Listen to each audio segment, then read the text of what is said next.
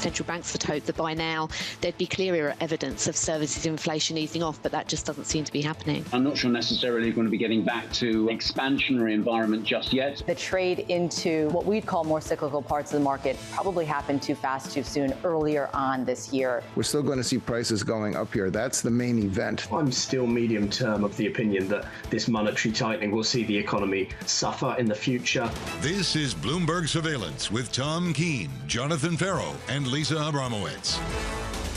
Hello, 4%. Live from New York City this morning. Good morning for our audience worldwide on TV and radio.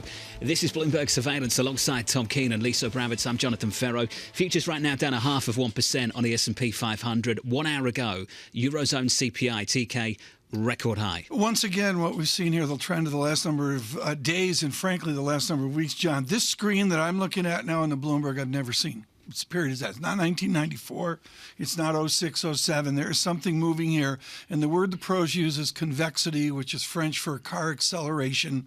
Like if you're in Bahrain and you're Alpha whatever, and you got to catch up with Aston Martin. Well done. Very Thanks, nice, Lisa. that. You accelerate. Thanks. Right now, we're accelerating. We're seeing it in 7% above mortgage rates and that 4% 10-year yield. So to confront core CPI in the Eurozone at all-time highs, what does the ECB do? They're going 50 basis points this month. No choice. Do they have to tee up another 50 basis points? Lagarde was speaking to Spanish TV a little bit earlier this morning, Tom. It feels like that's the direction it's going in. This is not about the central banks now. This is about observable data that's not slowing down. It's not transitory. There's going to be a new urgency to this and all the different comments that Lisa talks about, John. And all I can do is go to the screen, and the screen is new.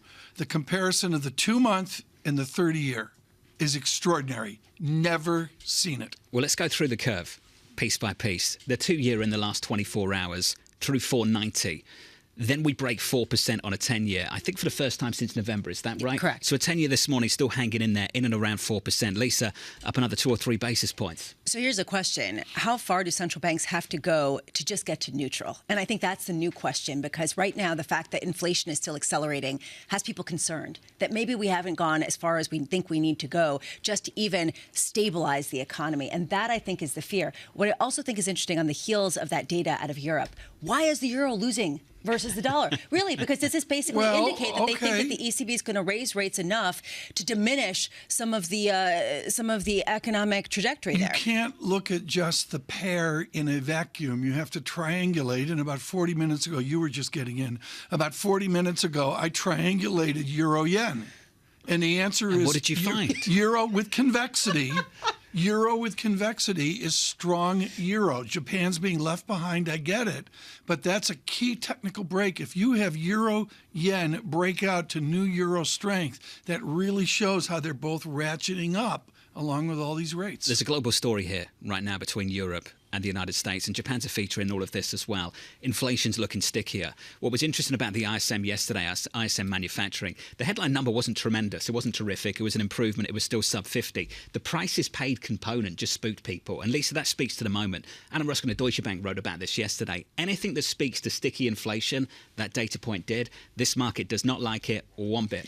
Which really highlights that this is the new narrative, right? Sticky inflation, stickier than we thought. Anything that confirms that is only going to spook markets, and then they'll just ignore the other data. So are we going to go too far on that, as we went too far, perhaps, on immaculate disinflation? Equity futures right now down 0.4% on the S&P. Let's whip through it for you. Starting with the equity market, just a little bit softer, lighter, lower, negative on the S&P. In the bond market, yields a little bit higher by a couple of basis points. Get used to this, maybe. Your 10-year, 4.0162% on a US 10-year. And just to finish on foreign exchange, euro dollar confronting a record high core CPI reading out of Europe this morning. Lisa, just a little bit weaker on the euro side of things, 106.19. Which I find fascinating, because we just saw a hotter than expected CPI print, and you would think that that would indicate further rate hikes that would be strength, not weakness. We'll get into that later. Today, we do get retail earnings that do include Macy's right before 7 a.m. Eastern, Best Buy, Kroger, all before the market. And then after the bell, Nordstrom and Costco. Do we see what we saw yesterday from Kohl's, which is a negative outlook going forward, negative margin compression, basically seeing a real lack of profitability at a time of inflation? If you take a look at the retailing index, we've gone full circle this year. We basically saw a big recovery as people said, all right, buy all the beaten up stocks. And that's almost been completely given up as we get those earnings. 8:30 a.m., we get initial jobless claims. Could this be market moving in a way that it hasn't been in the past? If it is sub 200,000, as many people expect, does this only confirm what we were talking about before? Stickier inflation, stronger labor market for longer, more that central banks have to do. And today, the Fed speak does include Fed Governor Chris Waller at 2 p.m., Minneapolis Fed President Neil Kashkari at 6 p.m. Neil Kashkari yesterday, John, talking about how he is open to a 50 basis point move at the meeting later this month. This is new, re-accelerating rate hikes rather than staying at that 25 basis point mark. Not just his comments yesterday, also Raphael Bostic of the Atlanta Fed, the president there, Lisa, talking up maybe 525 well into 2024, just pushing that story right the way through next year. This is a new trajectory. The data clearly has concerned the Fed members. That is new. This feeling that perhaps they underestimated the stickiness and the strength of this inflation, and I am curious whether that permeates the comments that we hear today. Let's get out ahead of Friday when many publish and into the weekend. I believe Nomura yesterday began to voice 50 basis point lift. How many others will join them? And my answer is based on what we've seen a lot. 4-week moving average of the weekly claims, a number I have never imagined ever, 191,250. Incredible, exceptionally low. That's just, folks, John, I can't say it enough. I've never seen a screen like this. It's amazing. Next week, Chairman Powell, semi-annual testimony to Congress, so look out for that. They've never seen a screen like Let's this see if we either. get a shift from Chairman Powell in any way, shape or form. Apparently, you can look through the whole of the summer and just get to September. Kit Jukes of SocGen's going to join us now. He says, wake me up when September ends. Kit, what happens in September? Rates peak according to the forward curve. And the only question is how high they have to get. Look, I think that this is the piece. There's been no progress in, inflation economics since 2000, for the sake of argument, until recently, because we didn't have any to analyze. So we're making it up as we go along. We're in unprecedented times in terms of the volatility of the economic data, which means we are doing our best to interpret numbers that are permanently surprising us on all the bits of the economy. The one thing we know is they've got to go harder. And the one thing that most of us, I think, feel is that in the end, they're going to have to go hard enough that something's going to break and wake me up when we know where that is. Kit, we're having a financial discussion, maybe on a Hicksian basis. We're on the LM curve. But the reality is we live on the IS curve. What happens to our assets, to our property, to the things we own with the convexity we're seeing in interest rates? Well, this is kind of, put simply, it's back to these large and variable lags that we all talk about so lightly. Is how do you slow something down that you don't understand, except by eventually leaning on the brakes hard enough that something breaks?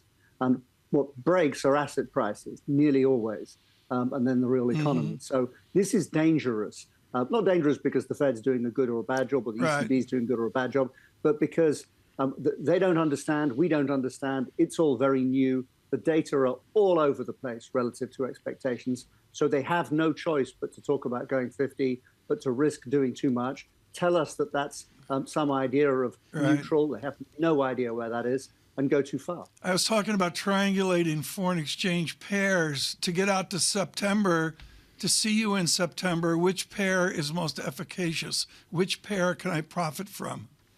I think right now you can start off profiting out of euro yen, to be honest, with respect to where you were, because the Japanese are talking down rates even as they're facing up to the need to come back with further yield curve control. So we saw at the end of last year clearly short-term rates moving in line and expectations of where BOJ policy rates would go in line with the rise in yields. The first thing that Mr. Wade has done is reverse that pretty convincingly. That means that at the moment, both the US and Europe are seeing rate expectations move in the opposite direction from what they've been doing in Japan, and the yen is pretty vulnerable. We could break through some levels that look pretty scary on charts in yen crosses from today at the rate that we're going. Kit, I think a lot of people would want to go to sleep and then wake up in September, especially the way this market's been going. I'm just curious what you do in the meantime, right? I mean, yes, okay, perhaps the euro yen is a cross that you'd be interested in, but do you have a safe place to hold on and wait until there's sort of a more clarity in the market? I'm tempted to say that in currency terms, this might be the time for the Swiss franc to start doing well. I have a sense that the Swiss don't want a cheaper currency at this point in time. They're going to be leaning against that if it happens, just because they don't like inflation and possibly they dislike inflation more than the rest of us, if it's possible for anybody to do that. So I think they'll benefit. I wouldn't be surprised if the market comes back and revisits some of the places like Australia, New Zealand, but perhaps particularly Australia, who've been perceived to be less keen to fight inflation than some others, despite the fact their economy is not in bad condition. Their terms of trade are epic. If they're forced to look at the world and think, yeah, we need to get on our bike and start hiking rates, then they've got some catching up to do. I don't want to hide in emerging markets personally right now if this starts to get dangerous, because rate rises hurt them quite a lot. It's probably too late to just hide in the dollar, in the sense that we've had such a big run. The dollar is very strong up here, having reversed some of this. But the Swiss franc's not the worst place to go and hide in when things get scary. Hey, Kit, we've got to squeeze this in. You were at the Emirates last night. The Arsenal game looked absolutely fantastic. Watching it on the TV, that goal from Saka just looked absolutely awesome, clinical, top quality stuff. What did it feel like in a stadium, Kit, last night as an Arsenal fan who's been waiting for this moment for a long, long time? The mood was very good. It wasn't raining. We weren't being beaten. We are top of the league. I had nothing but fun. He did score at the other end from me, so he was quite a long way away when he did it. That's my only objection. Come and score that down my end of the pitch sometime. Kid, does it look like Arsenal could have beat Sheffield United last night? I haven't watched that game yet. Either have I. It's like double good news for Arsenal James fans. Athey called me up from Inversion, and he said, don't watch it, Tom. Spurs lost, Arsenal won. That's a good thing. Top of the league, and it looks real. It's starting to look real in a way that it didn't. I mean, the start of the season when they started to build, there was a feeling that they wouldn't get this done. Kit, next time in London, Lanesborough, every single guy in the cigar bar is an Arsenal fan. Kit Jukes of Sochen. Kit, wonderful to catch up. Thank you, sir. He sounded like a Mets fan. It wasn't a hurricane. We weren't blown away. Exactly. They didn't lose. No, the levels of It's been a long, long time since they were up here. I know. And they may well cross the finish line. Luke Cower of UBS is going to join us in the next hour. Tons to talk about. In the next segment, an ESG showdown between the Senate and the White House. AMH down in D.C. up next. Keeping you up to date with news from around the world. With the first word, I'm Lisa Mateo. Inflation in the euro area fell less than anticipated last month, and underlying price pressures rose to a record. That reinforces expectations that the European Central Bank will have to raise interest rates again. Consumer prices hit 8.5%. Core inflation, which is what policymakers are focusing on, rose 0.3 of a point to 5.6%. The Biden administration is on a potential collision course with big tech companies. It's coming out today with an aggressive new cybersecurity strategy. The plan seeks to shift the blame from companies that get hacked to software manufacturers and device makers. The process will require Congress to pass legislation. In the UK, Conservative lawmakers say former Prime Minister Boris Johnson's prospects of returning to power have been killed off. The reason? Rishi Sunak's success in securing a new settlement for Northern Ireland with the European Union. Johnson had refused to back Sunak's efforts. China has sent the most fighter jets near Taiwan in almost 2 months. The move came after the U.S. approved the sale of $619 million of weapons to Taiwan.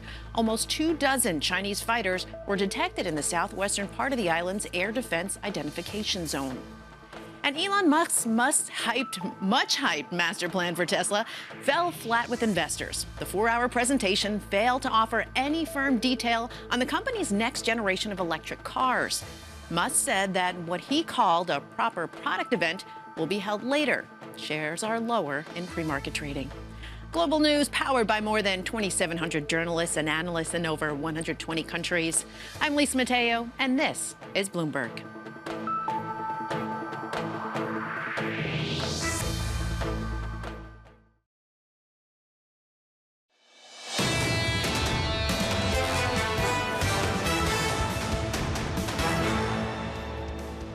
I called on the prescription drug companies to bring down the price of insulin to $35 to everyone, not just seniors.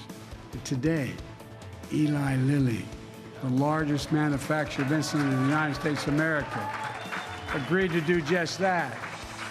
$35. But guess what that means? Every other company making insulin is going to have to lower their prices to $35 because they can't compete. That's a win for the President of the United States. That's the good news. Let's get to the policy effort down in Washington this morning. Here's the latest, an ESG showdown between the White House and the Senate. The U.S. Senate passed a measure to block the U.S. Labor Department from enforcing its new ESG retirement investing rule. If you're not familiar with this is what the rule does. It permits private sector workplace retirement plans to consider ESG factors when selecting and monitoring investments on behalf of participants and beneficiaries. Now, Tom, when we talk about ESG, I think we're using the term a little bit loosely when we think about this showdown. This comes down to one thing: investing in big oil in America. And that face-off, that showdown, is really ramping up. And I thought it was interesting, Lisa, yesterday to see Ron DeSantis, the Floridian governor, in the Wall Street Journal with an op-ed piece on, guess what? ESG. You're basically saying, quote, a woke CEO can use the corporate bully pulpit to exert influence over society. They're basically trying to reduce the corporate rule over how people are supposed to live their lives. That's the pushback. This is the showdown, Tom, right now. I think showdown's the right word. In a lengthy campaign, both sides have to find topics to topic about. And I think you're right, John. This is the showdown topic around climate control, all of it adjusted by the war in Ukraine and such. And here we are this early on it. I'm going to go back to a wonderful summary by Betsy Atkins in Forbes magazine a number of years ago. And with Anne-Marie Horton joining us, our chief ESG correspondent in Washington. Anne-Marie, Betsy goes back to May of 2017, where basically the shareholders of ExxonMobil put the management of ExxonMobil in the ESG timeout chair, and they said, no, you are going to look at this. Who holds the cards right now? Who holds the corporate power on the ESG debate? Well, I think what you're seeing is this debate that has been taking place on Wall Street now really coming to the forefront in the political stage, especially ahead of 2024. I mean, Jonathan was just mentioning Governor DeSantis in an op-ed.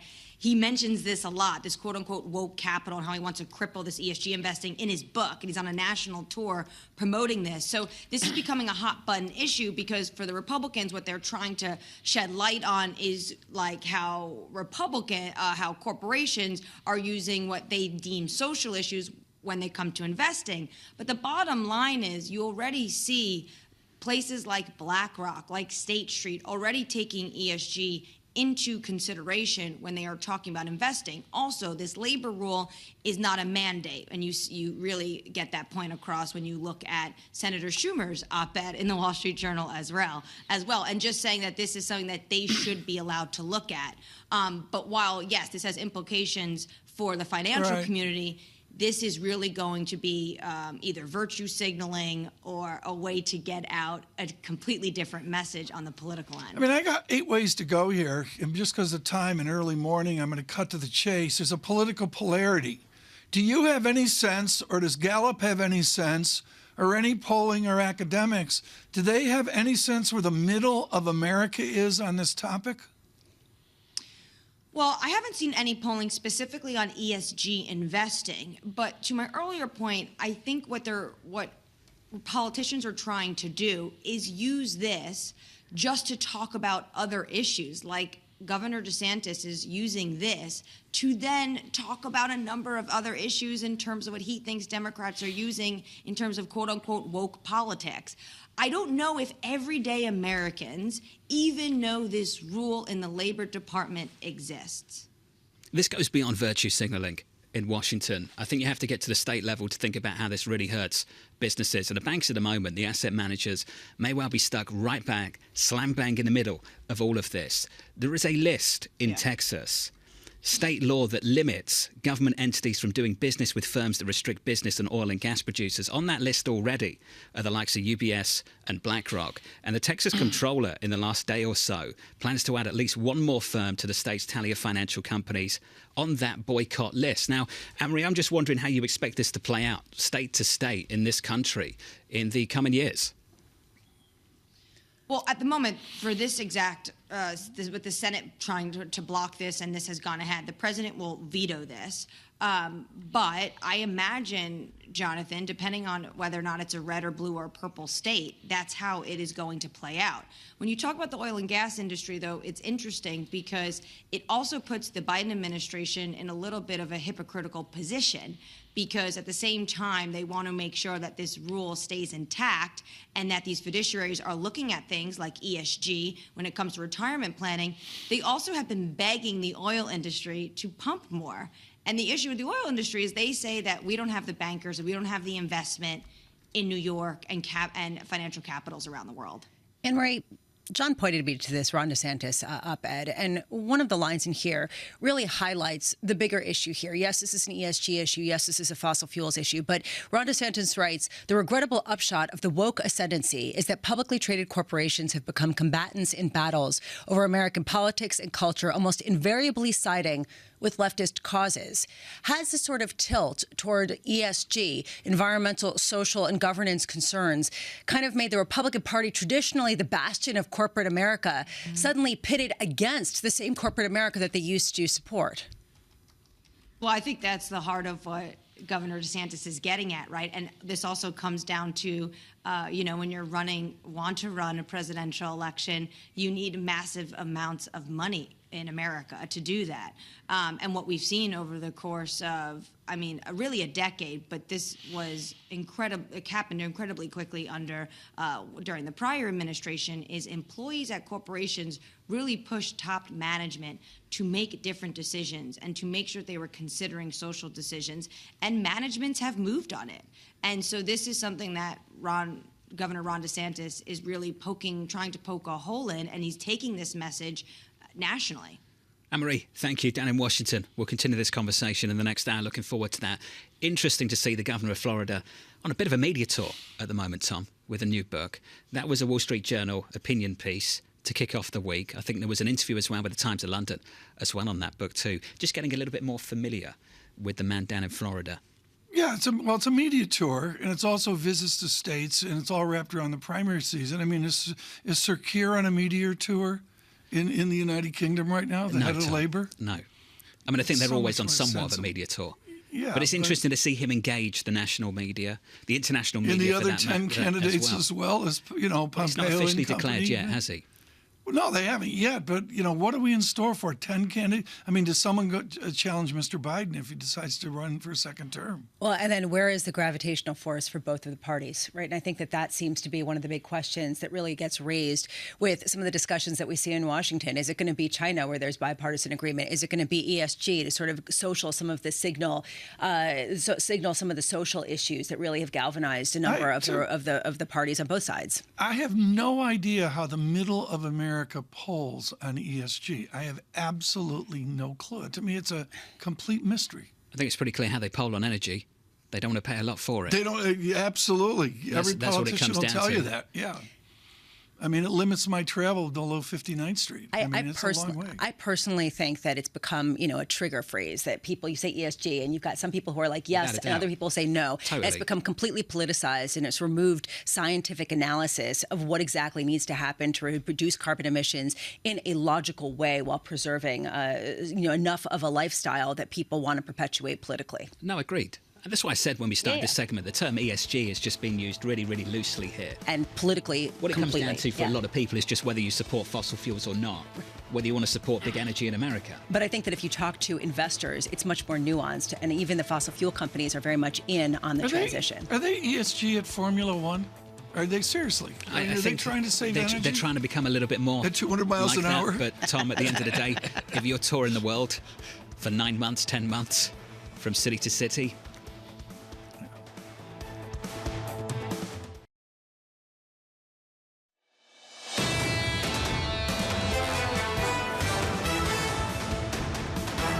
equity futures a little bit softer here. Good morning to you. We are negative by 0.4% on the S&P 500 in the second day of March, facing a test in the bond market. We'll get to that in a second. On the Nasdaq right now, down 0.6%. Here is your test in the bond market. It starts with 4 on a 10-year. 4.0221%, yields higher by 3 basis points. We had a 4 handle on a 10-year for the first time since last November. The 2-year looking at 490 a couple of times in the last 24 hours, up a single basis point there on a 2-year. Just signs, more signs that inflation is looking stickier. We had the ISM manufacturing read yesterday, the prices paid component. So this wasn't about the headline, which was still sub 50 and improved just a touch.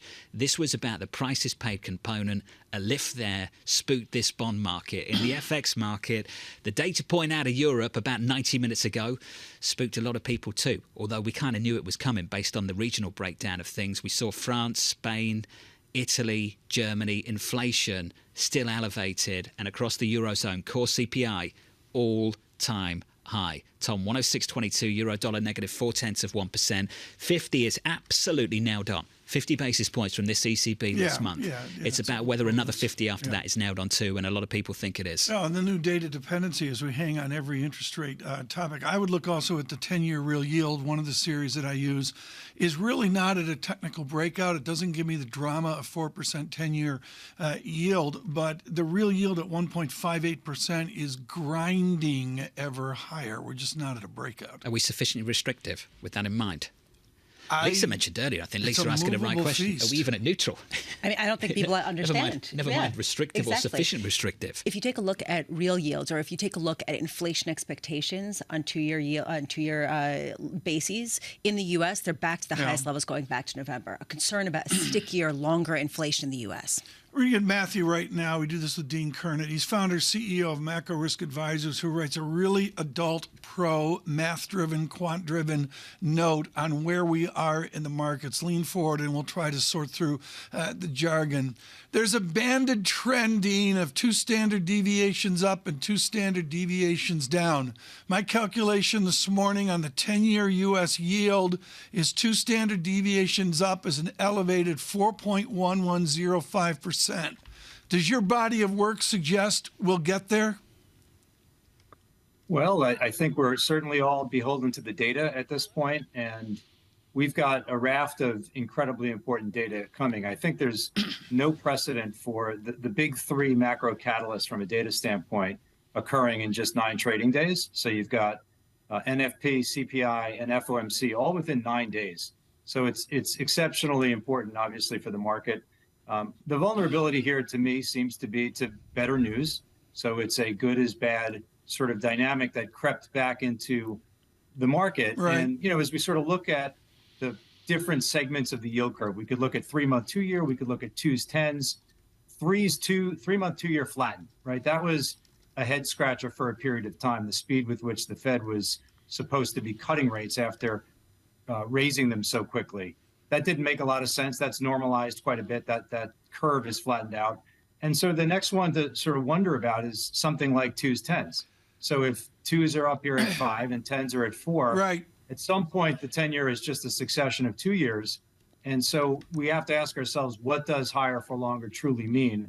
The Fed commentary the last couple of days, someone like Bostic is not a voter right now, but it's pretty hawkish stuff. It's basically saying we're going to be up here in restrictive territory, at least in their mind, for a period of time into 2024. And then, of course, what we're all asking is, what does it mean for the real economy and for corporate earnings? Are all the trends that you see around the cross moments, fancy talk like kurtosis and variance and the rest of it, do they suggest controllable, measurable trends, or do you worry about a disjoint or jump condition? Well, when we use the word skew, at least in the equity derivatives parlance, we're basically talking about the extra premium that the market's willing to pay for out-of-the-money insurance. What's our experience with things like the 87 crash, or obviously the great financial crisis, is markets tend to crash down, not up. And so if I'm buying insurance, I'm charged an extra amount for that acceleration of down moves that typically occurs during a risk-off event. As of now, that skew premium is actually quite low. And it's low for good reason. It's low because it really didn't perform last year. The folks that are good sponsors of out-of-the-money puts on the S&P found that it just wasn't working probably by middle of last year. And so what do? You adjust and you try to take what the market's giving you. And right now it's not giving you those deceleration moves, to the downside. In fact, just a real quick statistic. Last year we had 46 2% moves, either up or down in the market. Right now this year, as of the first 2 months, we're on pace for 12. that is the engine for long vol. You need those 2% daily moves. And if you're not getting them, the VIX is going to struggle to get back up into the high 20s and 30s. Dean, you talked about following the data. A lot of people have talked about data dependency. And yet, even if you get the data right, you're going to get the market wrong potentially, because that has been sort of the theme of the frustration of 2023. How do you know how to interpret the data? Right now, data is being skewed to good data is bad data. How do you know what the right interpretation is at a time when you're trading on sentiment so significantly like you? Yeah, so there's this old Stanley Druckenmiller quote. He said, the best economist I know is the stock market. And I think what he's basically saying there is market prices matter. They can be wrong quite a bit. That happens all the time. But we try to take the tells from the market. We look at correlations, for example. And, one of the things, Lisa, we've talked a lot about is stock bond correlation. It was negative for the better part of 20 years. It formed the basis of the institutional portfolio construction, where in a risk off, you get your bond market rally, it would defray some of your losses in the stock market. Of course, last year, that came undone in epic fashion, and it's not ended. In other words, we're still at a positive correlation between stock and bond prices. So that's one thing I look at closely. Another one is just correlations to the dollar. It's been the anti-S&P for the better part of a year, and I think that's something we're supposed to watch as well. The high point in risk last year was, I think, late September, early October. It was the gilt crisis, but it was also that chokehold that the dollar had on the sort of system of risk-taking. So we've obviously sold off in the dollar, but it started to creep back up. We're supposed to watch that as well. And then just hit up the good old Bloomberg WIRP page. Look for, we're now north of 3 tightenings. That was supposed to be 0 as of a month ago. Getting into 4, boy, and now, an introduction of discussions of 50 basis points, that's a new thing for the market to grapple with. So I try to look at market prices rather than, predict the next economic data release. Right now, the market pricing is actually not necessarily confirming this belief that earnings will be a driver of some of the downturn ahead. And I point to what Mike Wilson was talking about yesterday on Bloomberg Television with John. I'm thinking about what a lot of people are talking about, an earnings recession. And we see these earnings come out, with Macy's just out, where even disappointments are met with gains. There's a sort of bias to the upside. Is there a message in that from the stock market, or is the stock market wrong? Well, we made an adjustment to the PE ratio last year. I think that was consistent with higher inflation and higher rates. So most of the damage that was done to the S&P was really just the multiple.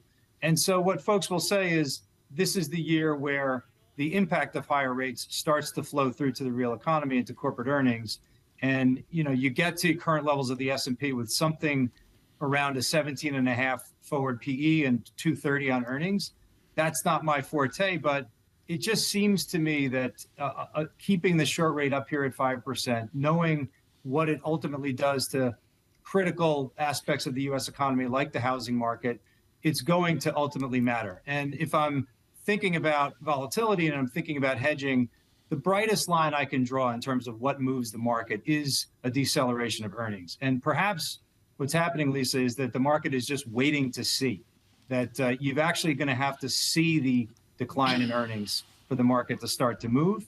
But I think it is coming, especially if inflation is just not going away. It's going to be a long haul to truly get back to 2%. It's just going to be an incredibly long haul for the policymakers and I think for the market. Dean, final word on this. August 2021. Dean Kernock comes on this program and he turns around and he tells us transitory is the new subprime is contained. Now, Dean, you just nailed it. Now, when we look back at the disinflationary process has started, which was a comment from Chairman Powell in the February news conference, how do you think we're going to view that phrase by the end of the year? I think he was certainly half right. It had started. The question is, how do you actually get to 2% if you're seriously about getting to 2%? It's really the QE period of the post-crisis era flipped on its head. Trying to get from 1.5 to 2 using zero rates is kind of similarly difficult to get from 3.5 to 2 using a 5+% short rate. It's going to be a long haul, and it's just going to take a lot of time. So we're in the immediate gratification business, investors these days, but it's just going to take a long time. People don't have patience. Hey, Dean, thank you, buddy. As always, Dean Kernet there of Macro Risk Advisors. Got some headlines moments ago. Another retailer reporting. This time it's Macy's here in the United States. Rather like Target, it's a beat in the fourth quarter, but they take what they call a prudent approach to the outlook. So here's the beat on EPS for the fourth quarter. 188. The estimate was 158. Here's the outlook. They see full-year net sales, $23.7 billion to $24.2. That's a touch below the estimate of $24.32 billion. And Lisa, off the back of this, the stock positive by a little more than 5%. Which really highlights how people are willing to look past the prudent approach, or some people would say kitchen sinking it, because they're being given a clean slate to basically come out with a really conservative gaming out of what they expect this year and saying, it's probably going to be better than that. One thing I want to note, similar to some of the other retailers, they said that the margin declined due to markdowns and promotions. This is clearing out some of what they had in their stockpiles, and perhaps that's compressed what their margins are in the past, but going forward, it could be a brighter story. Let's put it in perspective. And there was young Lisa years ago going up the wooden escalator, which was iconic. I'm thrilled to say I had the privilege of doing it just before they ripped the thing out. 10-year track record of Macy's is like Kohl's and all the rest of them. An outrage, negative 3.3% per year over the last 10 years. And what's stunning, John, and this goes to the world that we talked to Dana Telsey about and Vanessa Friedman of the New York Times. And this is apples to oranges. Price to sales, LVMH, is 5 times sales. Macy's is 0.22. There's no other spread like that in our world. And not quite apples to apples there. They are not apples TK. to apples. At all. I thought they still had the wooden escalator. I've been there. Maybe they before, do. yeah. I thought they still had that on the top floor. You just want to not wear high heels because they will get stuck in between. Isn't that still on the top floor? Thing. I haven't been there for a long time. I haven't been there for a long time. That's just maybe an indication. They've taken that away? I didn't know they'd taken that away. Maybe I stand corrected. Okay. Maybe we've got to do a field trip, surveillance field trip. You're not talking about a road trip Do a there. remote. No. With Santa. Dan Ives of Wedbush. You could have coming up humoured shortly. I could just see John Absolutely on not. Santa's lap. Aw. Okay. Tesla Investor Day. We'll get Dan Ives' thoughts on that next.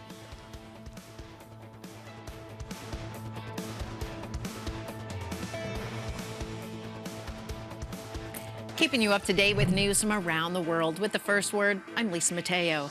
SpaceX launched a 4-person crew to the International Space Station early today. It includes 2 Americans, a Russian, and an astronaut from the United Arab Emirates. They'll arrive at the space station on Friday and stay there for 6 months.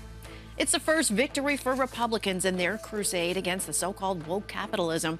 The Democratic-led Senate voted to block a Labor Department rule that allows retirement plans to consider environmental, social, and governance issues in their investment decisions. President Biden's expected to veto the measure. The European Union is set to propose a plan to provide Ukraine with much-needed ammunition. It calls for the immediate transfer of ammo, especially artillery rounds, from existing stocks. The proposal also envisions ramping up Europe's capacity to meet current and future needs. Meanwhile, the UK is pushing for closer financial services links with the European Union following the breakthrough on Northern Ireland. Treasury Minister Andrew Griffith will make the case for greater cooperation during a visit to Berlin today. Financial services were excluded from the post-Brexit trade deal that took effect in 2021. Global news powered by more than 2,700 journalists and analysts in over 120 countries. I'm Lisa Mateo, and this is Bloomberg.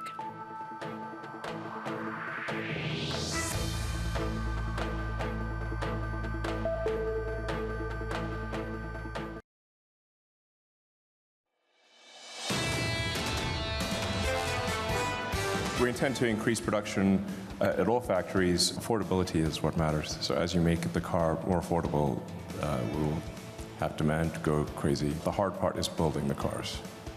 I can't emphasize that enough. The hard part is building the cars and the entire supply chain that goes with the cars.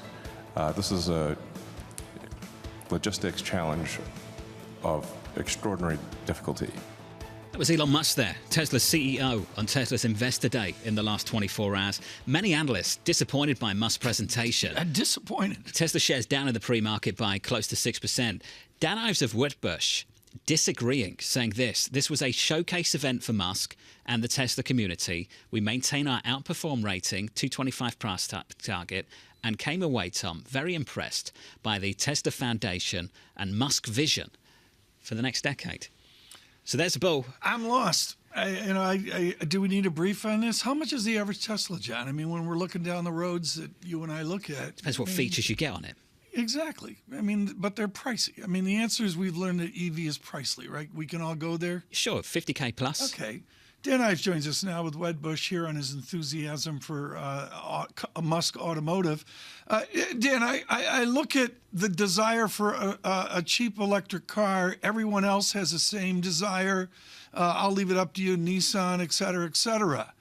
Isn't he competing at the low price point with 5, 6, 7, 8 other vehicles? Look, I mean, no doubt to hit the masses, you need a sub 30K vehicle. I think what Musk showed yesterday in the Tesla Vision is from a production and scale, and they're in Mexico, batteries that I believe could come down 30, 40%. They're now going to be able to hit those and hit the masses. And I think ultimately it's a flex the muscles moment for Tesla, especially with a lot of the industry stumbling. Okay, well, this is fine, but as John mentioned, and I saw a stream of disappointment over this investor day. There was a stream about the Goldman Sachs investor day, but it was nothing. What was your take on two guys in black T-shirts up with mics given an investor's day? I mean, I don't get it. Yeah, look, I think these investors, look, we've seen it with Apple and Cupertino. You tend to come out wanting more meat on the bone. I think for Tesla, as we've seen before, they lay out the foundation, sometimes don't unveil the actual vehicle. And they talked about 2 new vehicles coming out, but the last thing they want to do is sort of get ahead of this. I think this is something that will be probably a separate event. But I think the foundation to get to 3 to 5 million vehicles and eventually 20 million, it's there. And I think ultimately that's why, I believe along with Apple, the most transformational companies in the market. Dan, there's been a lot of narrative about how companies are moving their supply chain out of China, including Elon Musk, despite some of his rhetoric supporting the cause in China and supporting his business there. How much credence do you put into this? Is this just anecdotal, specific incidents that don't really move the dial? Or is there a seismic shift out of China to insulate some of these companies from the geopolitical risk? Yeah, look, normally it's smoke and mirror type beltway talk. I think this is real. In terms of Inflation Reduction Act, there's a real incentive from a tax perspective. That's why you're seeing more and more of a build out in around Austin. I think you'll see more of a build out in Fremont as well. But we're seeing it across tech. I think you're going to see more come to the U.S. But no doubt, right now, and it is for, called the next 3 to 5 years, China is going to continue to be the hearts and lungs of the supply chain. And I think Tesla is just really sort of balancing between China and non-China. That's why you're seeing that build out now in Mexico as well. Dan, how do you game out the market risk tied to the presence of a lot of these tech companies? And I'm including Tesla in that loosely because it could be an industrial company. How do you include the risk of increasing geopolitical tensions between the U.S. and China, disrupting supply chains, forcing a more rapid shift in some sort of supply chain issue earlier that would cause some of the margins to compress? I mean, look, just to put it in context, Apple, if they went full in and wanted to move production out of China, best case in the next 3 years, they can move 5% of production out of China. I mean, this is such the hearts and lungs, almost cemented. So it's something where it would take a long time to start to move 5, 10% of production. That's why the reality, and we saw it with Tesla and Apple in terms of the zero COVID issues in December. I mean, really at the mercy of China and Beijing for now, although slowly moving, in the opposite direction. Dan, what were your February channel checks on various and sundry tech names? I mean, it's holding up much, much better than feared. I mean, even coming out of Asia, not seeing any sort of supply chain cuts for iPhone, which I think is important. Right. And I think what you saw from Salesforce and across the board, this is not necessarily the minute that yell fire in a crowded theater in terms of what we're seeing. Dan, it'd be a crowded theater for some of the parts analysis from you on Apple. Somebody asked on the show the other day some of the parts, and I said I really don't know because nobody wants to mention how high that the 3, 2, 1 statistic is. Apple, $150 a share. What's the sum of the parts? I mean, some of the parts bull case get you to 225 to 240. Base case 200. I think the big thing is the services business. I think that's a permanent re-rating that we see there. And now when you start to see more and more, especially with the next iPhone, and you have 25% of the base that have not upgraded, I think there's a stock that's going to have a 2 in front of it this year, despite the macro and obviously many, negative on tech. Where's the 2 come from in the numerator and the denominator? Just PE or price to cash flow or price to record share buybacks? What drives it over 200? I mean, it's really services. I believe it's 1.3 to 1.4 trillion. Of course, you have the franchise hardware business, and then you start to look at the capital allocation program. I mean, that's what drives you anywhere from that low to mid 2 level in terms of where I see the stock going. Dan, just to finish on Tesla, if yesterday was so good, why is the stock down 6%? I think it's just a typical sell in the news. Street always wants more. Stock sells off, the haters come out. But ultimately, in terms of the path, in terms of record deliveries, where they're playing, I think this is more flex the muscles more. We'd be buying on the sell-off coming out of these events. What about the Cybertruck, Dan? What's happening with that? Yeah, I mean, look, I think this is something where by the end of this year, you're going to see ultimate deliveries come out in production, and it's important. And that's why I think this ultimately lays the groundwork for what we see as the next vehicle, from the Tesla ecosystem. Did you get enough from them yesterday on that release? I felt yesterday they basically doubled down to that target's going to continue to be there. It's not going the goalposts are not going to get moved out further. I think a year from now, you're driving around Manhattan and you see Cybertrucks. Okay. In the wild. Dan Ives of Wedbush. Thank you, Dan. Appreciate it, as always. Stock's down by 6%. What did he say? The stock sells off and the haters come out. Stock sells off, haters. Well, That's the CFA haters are out level this 1. morning. CFA Stock's level flying year 1. to date. Had a really difficult year last year, but it is flying year to date in a major way. Yeah, it's a beast of its own. Is it a car company? Is it a tech company? What I don't get is, granted, they had the territory to themselves. I mean, John, let's be honest. Lisa used to drive a Hummer. She's gone sensitive. ESG clicked in. She got rid of the Hummer at a discount. Is that what sensitive is? Taking on ESG. What else have I done? Please inform me. I'm just curious. With the reality Elon Musk has to face, a Nissan Leaf. I mean, even the name says Bramo. A Nissan Leaf loaded goes from $28,000 out to $35,800, and Bramo's got to have the two-tone paint job at $695. Is that how much that is? Yeah. Is that what you've been doing through this segment, pricing up a Nissan Leaf? Well, Lisa asked me to. But the kids don't want to be seen in it. That's a separate story. Nissan will love this. Yeah. If I sit here for long enough, they'll blame me for the weather. I do think, though, honestly, you're raising a good point. That said, the barrier to entry is so high that the competitors are struggling, and Rivian really highlights that. They are not competing with Tesla, even though there are other entrants. Agree, but Nissan is not Rivian. Nissan's like a real car company. I just picked Nissan because I thought Leaf fit with Bramo. But This is difficult. This is difficult. They're difficult cars to produce. And to transition the production line from one thing to another is not straightforward. It's hard. But he's going into competition with how many? 4, 5, 6, 8, 10 vehicles. He's going into competition with China. And that, I think, is one of the big questions. And for a lot of these companies that are dependent on the China business, how does that get disrupted if you start to see some of the back and forth, the political football in D.C. become policy? And that's really a key question that I don't see priced in or gamed out in any capacity. Away from the stock, and just to talk about the cars, wouldn't you rather have a Porsche Taycan? Wouldn't you rather have that?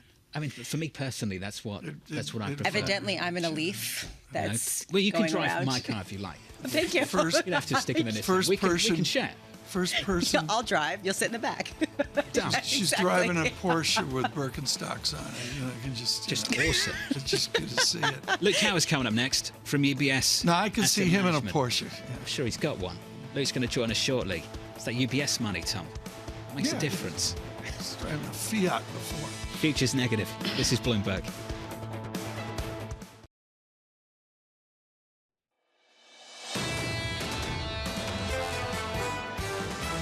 central banks would hope that by now there'd be clearer evidence of services inflation easing off, but that just doesn't seem to be happening. I'm not sure necessarily going to be getting back to expansionary environment just yet. The trade into what we'd call more cyclical parts of the market probably happened too fast, too soon earlier on this year. We're still going to see prices going up here. That's the main event. I'm still medium term of the opinion that this monetary tightening will see the economy suffer in the future. This is Bloomberg Surveillance with Tom Keene, Jonathan Ferro, and Lisa Abramowicz. We've got a 4 handle on a 10-year in the United States of America for the first time since November. Live from New York City this morning. Good morning for our audience worldwide on TV and radio. This is Bloomberg Surveillance with Tom Keene and Lisa Abramowicz. I'm Jonathan Ferro. Futures trying to stage a recovery here, down 1/3% on the S&P 500, but front and center inflation, Tom, around the world looking stickier. I'm going to go back to December of 2007. Granted, we had a spike up here recently, but if you do a quarterly chart, a broader, longer chart of the U.S. 10-year, you have John Taylor's great moderation, great disinflation. Down we go under 1%. And the spike up. Now, I haven't done the math work yet, but what we've got is yields back to where we were near August of 2007. The numbers speak for themselves. Your 10-year just north of 4% at the moment. In the last 24 hours, we had a little look at 4.90 on a 2-year, getting closer and closer to 5%. That's the bond market. Some retailers out with earnings this morning. A little bit earlier on, we heard from Macy's. Lisa, what have you got? Okay, so Best Buy comes out. And here's the confusion that really makes it difficult to understand the earnings. Talk about market reaction. Give you the data. How does the market react? Macy's gave a downcast forward look, and their shares popped. Best Buy gave a lot of positive data. Their earnings per share in the fourth quarter, 7 cents versus an estimated 2.6 cents. They talk about how just in general, revenues came in strong. You saw gross margins come in at 20% versus the estimate of 19%. Those shares down by 1.5%. So here's the question, right? What are people looking for? They're looking for forward looks, and how much can you kitchen sink it at this moment in terms of the potential negativity going forward? The forward look from Best Buy at the moment, they offer a range for the full year for revenue, 43.8 billion to 45.2 billion.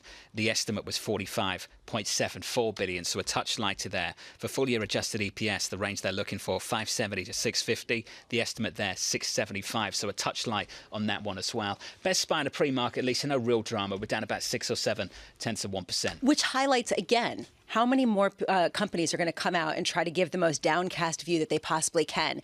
And is the market looking past the downcast by saying that simply this is a messaging exercise by executives? There also is a story about how there are a lot of different accounting shenanigans going on, or creative accounting mechanisms to try to, goose up earnings that Lou Wang wrote of Bloomberg. And I do wonder, That's fantastic. It was a really good story taking a look at some of the hedging around the margins in terms of delivering some of these beats and some of these projections. I just wonder if people are, giving the benefit of the doubt. I'm not sure companies want to be associated with so-called creative accounting. I would agree with you. At any point. Yeah, I would agree with you. Best Buy's down about 1.6% in the pre-market. More retail earnings still to come. Lisa's going to go through your day ahead in just a moment. I'll whip through the price action more broadly for you. On the S&P 500, no real drama. Down 0.25% off the back of a day of losses on the S&P 500 yesterday. As one component of some economic data in America speaks to sticky prices, the prices paid component of the ISM manufacturing. So prices paid in the manufacturing sector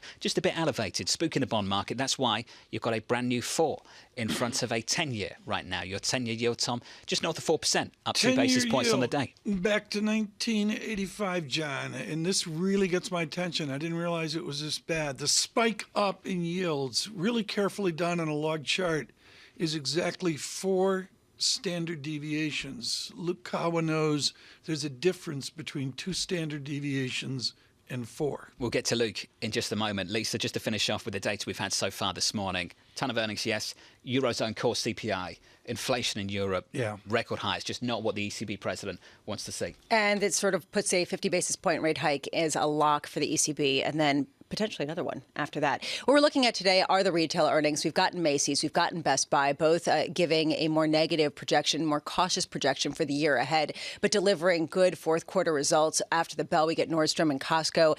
Here's the question that I have. How forgiving is this market going to be? How much are they going to look past the negativity or the more cautious view for 2023 and say, you guys are just being really prudent in terms of your estimates? You've seen the retailing index really go full circle this year. and really end almost flat after 2 tumultuous months. 8:30 a.m. we get initial jobless claims. Do we get a sub 200,000 print once again? People are just not filing for jobless benefits the same kind of way that they have been in the past. And here's the question. Does this indicate some ongoing tightness in the labor market, or is this a broken indicator because of the nature of the layoffs and the nature of the labor market right now? And today the Fed speak includes Fed Governor Chris Waller at 2 p.m., Minneapolis Fed President Neil Kashkari at 6 p.m. Do we get a more concrete sense, John, that a 50 basis point rate hike is on the table for the third week in March? Is that going to be increasingly what people are talking about? I get the sense from Kashkari's comments this week that he's ready to discuss it. One thing he said yesterday that I thought was interesting and maybe worth watching is that he wants to use the dot plot to convey higher for longer. So I think the median dot, the dot for 23, what was it, 5.1%? Right. Something like that. Does that get pushed out to market pricing, which is in and around 540, 550? Do they push that through much of 2024 in the way that Raphael Bostic, the Atlanta Fed, would like to see as well? So that's where the fireworks are going to be, so to speak, I think, when it comes to Fed meeting day later this month. I love that. The dot plot is where the fireworks That's are where going the to be. Just fireworks go is. inside, and it's going to be absolutely incredible. It's hard to explain to people John knows how I feel. who don't follow this that the summary of economic projections could be somewhat market moving and exciting. Actually, it could be tremendously market moving. To your point, you're not wrong. It's just that, Yeah, say I like know, that. I know. I think it's fantastic. I always say, if you accidentally tuned in to business TV, radio one day and heard some of these conversations, you'd be like, what on earth is this all about? No way. Luke Cower joins us now, Director of Investment Solutions over at UBS Asset Management. Luke, wonderful to catch up with you, sir, as always. Let's just start with the outlook for 23. You came into a new year and you just nailed it. You said you think the global economy is going to be better than people think it will be. You said that the economy will be more resilient. The data speaks to that, Luke. Can you just frame for me how difficult it's been to get the market call right off the back of that, given that we had two very different months to kick off 23? Oh yeah, I would say the thing we overlooked there in kind of putting out a more optimistic economic view and how that would map onto markets was, I guess, the extent of the pessimism on the U.S. and the fact that effectively January and through the first and through most of February as well, you got data that was incredibly U.S. centric and strong, and that contributed to a move in the dollar that I think undermined the positive global nature of the story. The fact that, it's not just the U.S. pushing back recession date because the labor market's so tight. It's the fact that, 2023 is also the story of, headwinds from 22 turning into tailwinds. And, the most important fresh one of those is China. And we think just as much as, Right. February, the first half effectively of the first quarter of this year was all about U.S. centric strength, that the second half of the first quarter is going to be all about acknowledging the strength of China's rebound.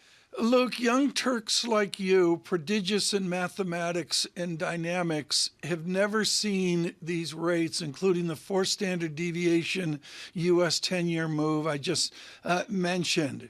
When you talk to the Ute of finance for UBS, how do you frame the new regime we're in, which begins to harken back to the pre-2006 regime?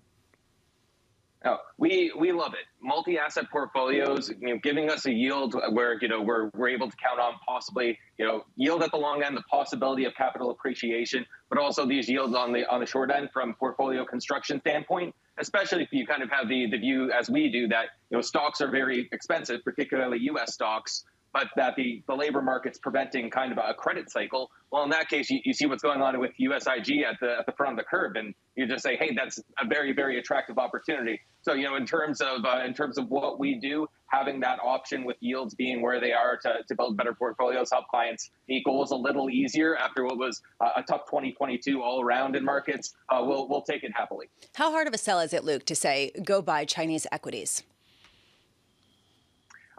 The reason why it's so hard of a sell is kind of why we can argue why there's opportunity. I think the fact that Chinese equities have for a large part of time been the kind of proverbial Lucy taking the football away from Charlie Brown there in terms of kind of gutting people as soon as a catalyst becomes apparent. I think that's why we see so much opportunity, and it's because it's the suite of policy catalysts lining up. It's the fact that I think Evan mentioned it the last time he was on with you. We think President Xi can largely achieve some of his goals. For the past 3 years, those goals have been very disparate and not related to economic growth at all. It's been reeling in real estate. It's been controlling the technology, the power of internet platform companies. It's been controlling the spread of COVID.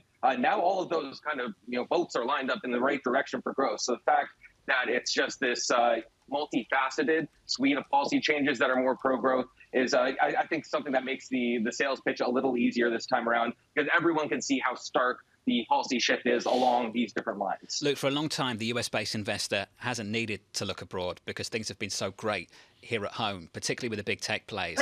Luke, as they look abroad now, don't worry about it, Luke. It's all right. Dogs happen. They bark. We can talk about your dog in a moment. I want to squeeze this question in. Luke, as they look abroad at the moment and maybe look to invest abroad for the first time, how do they manage that currency risk?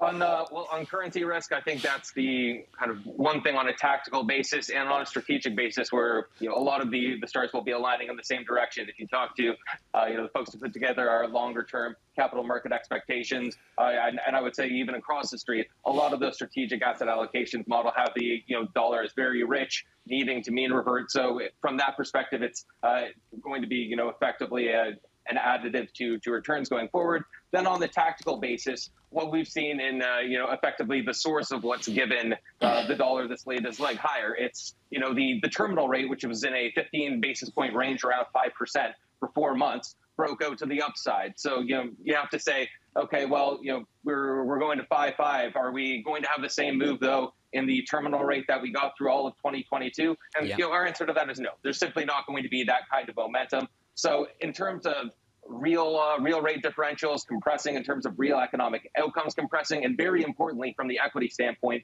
in terms of real earnings rates compressing. The biggest difference between this cycle and the last one, in our view, is that the reliability, the lack of volatility in high-tech earnings, as well as their premium growth rate, it just isn't going to be the same. That's your call to go outside, to go to foreign markets. Now we've got to squeeze this in. Luke, we all just want to know if the dog's long the euro.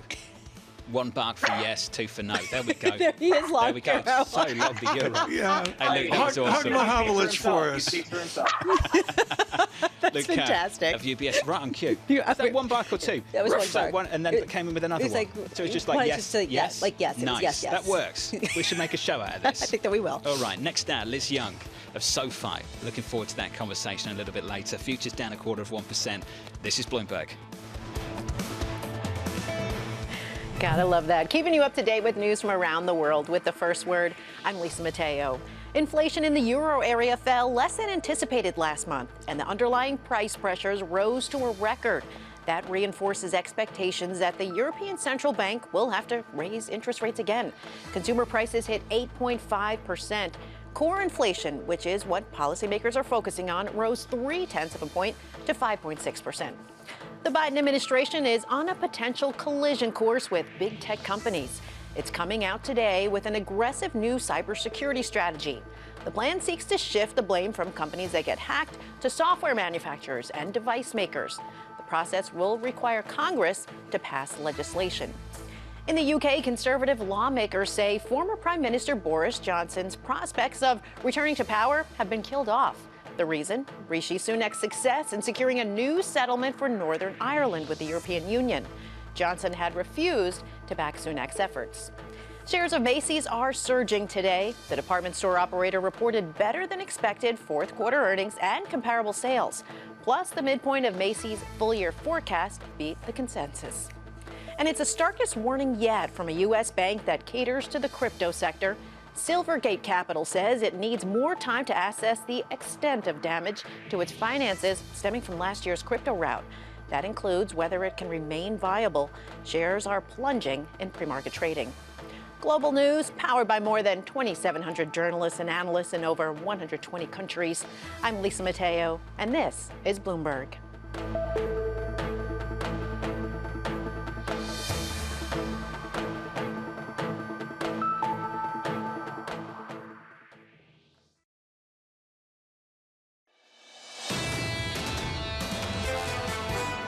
We raised our dividend. We're investing to grow. Last year was our largest U.S. production ever. The Permian's going to grow another 10% this year. The balance sheet's very strong, and the cash that we have surplus to that, we've always distributed back to shareholders through a buyback.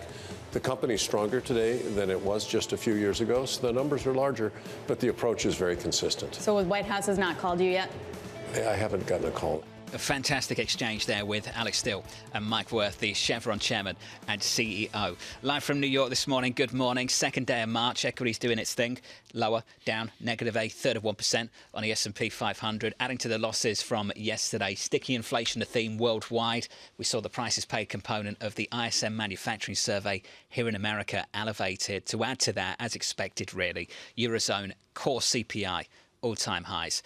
Yields on a 10-year.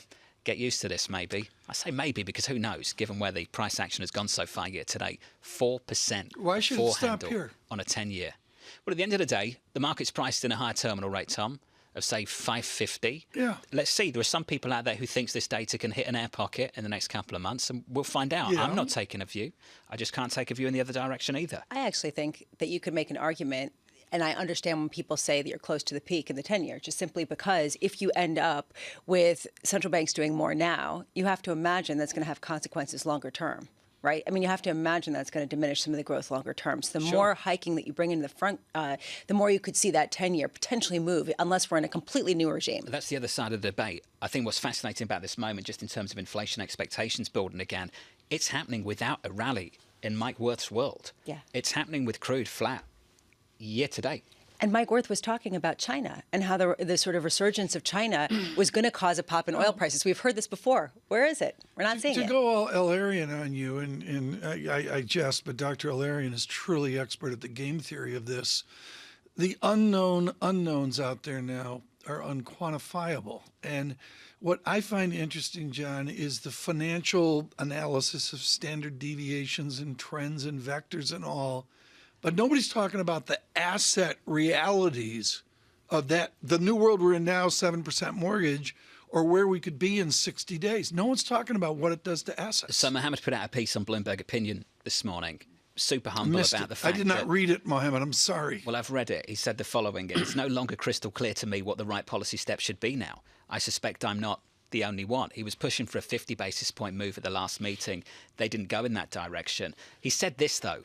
And this is brutal, this line here. A multi-stage policy error in which the Fed first mischaracterized inflation as transitory for a protracted period, moved too slowly in adjusting policy once it had retired transitory from its vocabulary, and then fell behind the policy challenge for a third time by downshifting its increases too quickly. Caught up with Mohammed this morning. He reminded me of a note that Mike Gapin of Bank of America put out on February 7th after Chairman Powell went down to the Economic Club of Washington. Do you remember that? And Mike Gapin put out a note and he said, Volcker's left the building. We're not in Wyoming anymore. That was the takeaway. And that, Mike Gapin was right. That was an accurate characterization of what Chairman Powell had delivered in the news conference in Washington, even after the big payrolls report, where he was still embracing this whole disinflationary process has started stuff. And that just feels very foreign now, just 3 weeks later. Do you think, in retrospect, and I'm wondering if we can reframe this debate, that policymakers will look back and say that they should have been more aggressive, even at the expense of the economy, because of the stickiness of inflation, right? I mean, is that basically what people are trying to say, that they should have gone further because they've raised rates a lot? I mean, it's not like they haven't been aggressive. These guys don't live in the hindsight world. I mean, they're data dependent, and the data is Dr. Olarian mentions, has been grim. And I'm going to say, John, what I said at the top of the show. I'm looking at a Bloomberg screen I've never seen before. That's a fact. I think we do have to go over this, Tom. There was two-way risk around the inflation story. They acted in 2021 as if there was only one. Right. We had a guest on about an hour ago, Dean Kernet, who said back in August of 2021 that inflation is transitory as the new subprime is contained. That was August of 2021. 12 months ago, March 2022, rates were still zero. And they were still doing QE. So when Mohammed talks about a multi-stage policy error, it's not just about the mischaracterization of inflation at the time through 2021. It's how slowly they moved to start hiking. Now, I hear all this stuff about how they front-loaded. Yeah, I mean, they front-loaded, but they were playing catch-up. They were playing aggressive catch-up because they were so late to move. It's a really important point. And when you talk to executives of banks and other companies, they say this was the fatal error, was not raising rates sooner in 2021.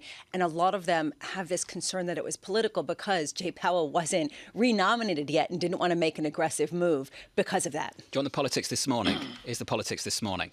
So we're reporting that US Secretary of State Antony Blinken had a brief encounter with his Russian counterpart, Sergei Lavrov, at the G20 foreign ministers meeting. Tom, Blinken's message to Lavrov was to urge Russia to re-engage on the New START treaty, release American Paul Whelan, and engage with Ukraine on a plan for peace. That's according to a US official speaking to reporters. So that happened, that meeting happened briefly. Well, let's go to that. I mean, we can change the news on a dime, and we can do that with Anne-Marie Horton, our Bloomberg Change on a Dime correspondent. Anne-Marie, good morning. You know the Lavrov-Blinken nexus like nobody I know, this with all your work in Russia over the years. Not that they're friends or frenemies, but what is the relationship of the two foreign policy leaders? Oh, this relationship is deeply fraught. They haven't met formally since this very brief encounter. I mean, it's under 10 minutes. This encounter on the sidelines. I mean, the Russians aren't even saying that this brief encounter even qualifies as a meeting or even talks, which is why I guess they're using this word, quote unquote, encounter. But what we are hearing from the State Department, from senior U.S. officials, is that Blinken had this frank conversation about these 3 points Jonathan just outlined. One, about re-engage in New START. We want Paul Whelan back. And also that you need to start discussing peace plans. You need to get out of Ukraine, as well as a message of we will stay with Ukraine until as long as it takes. What's the takeaway, Anne-Marie, that there was no memo out from the G20, no rhetoric agreed upon to characterize Russia's war in Ukraine?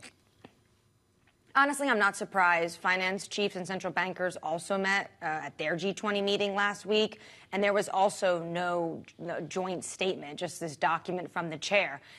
What is happening is you see a reversal from China and Russia on language that they were able to agree upon in Indonesia at the Bali G20 summit in November. And India officials have really been trying to avoid the use of the word war, or there's debate on, do you call it Russia's invasion of Ukraine or Russia's war in Ukraine, or just, quote, war in Ukraine.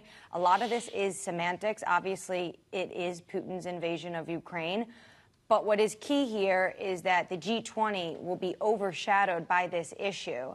And this is going to mean that, especially the global south that are really struggling with things like food insecurity and energy prices, India wants these major issues to play a role. And I imagine that when they do meet at the ministerial level, the leadership level for this G20, Ukraine is obviously going to dominate, but not just what happens next.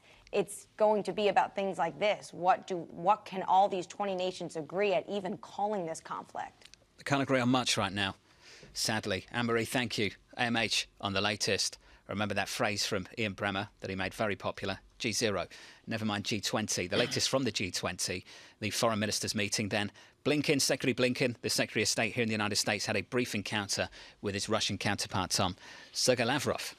Well, I mean, there it is. It's got to finally be one. And there's three items you mentioned, and all three, I have to believe, are complete non-starters right now. But what else do you say? You've got to identify your parameters, as I'm sure Mr. Lavrov did as well. How do you engage on a peace plan for Ukraine? We're at war. When this ultimately... Is, again, I really take issue with this. There's a war going on. I mean, that's the end of the discussion. Is there a discussion over territory and giving up some of the territory? Some would like that. Ultimately, some people would like that. Ukraine, for them, it's a non-starter. I saw a map the other day. I think Ben Hodges, the great general, had it out on the missile ranges that Ukraine's going to have. I mean, they have a reach now they didn't have a year ago. Equity futures right now down 0.4% on the S&P 500. If you are just tuning in, stocks a little softer. We're negative this morning. Yields a little bit higher, 4% on a 10-year in the United States.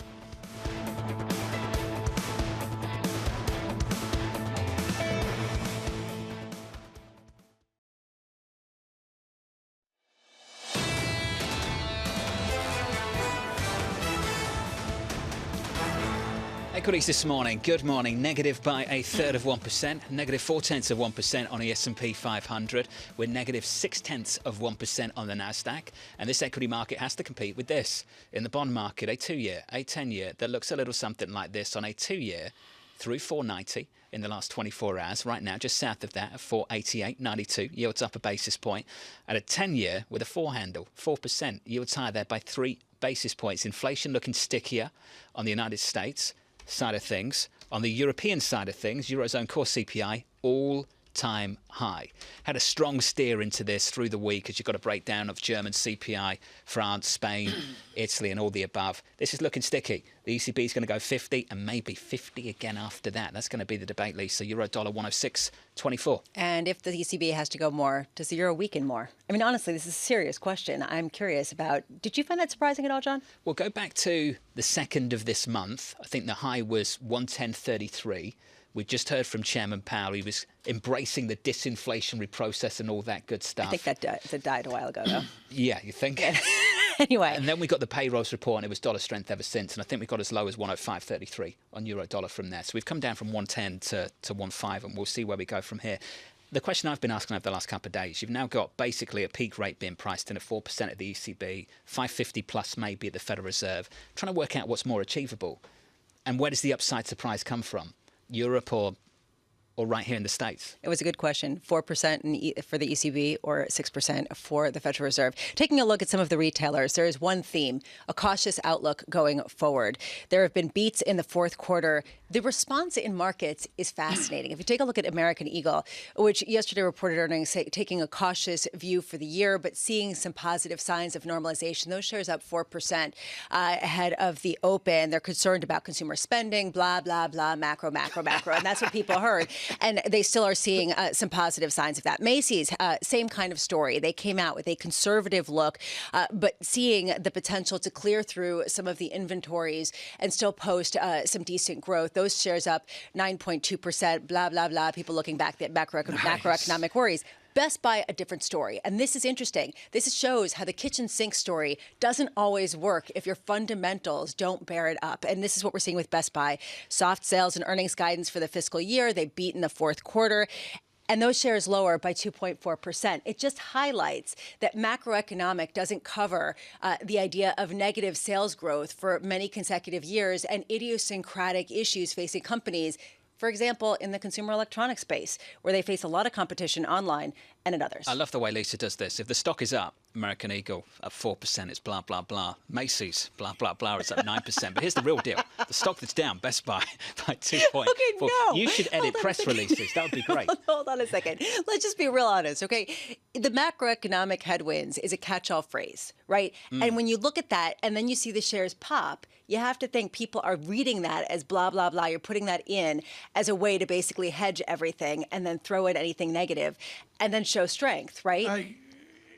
I would go to their income statement. They're on razor-thin margins. If they have revenues, either unit-driven or price-driven, flat to down, John, at the bottom of the income statement, the math doesn't work. Well, Lisa covered that earlier with Macy's. And Was it the blah, blah, merchandise margins? Yeah, well, basically they had to cut a lot of the prices, and so they had to clear it out. But they've cleared it out, and that's the goal, is that if you clear it out, then you can get those margins later on. Get it out the door.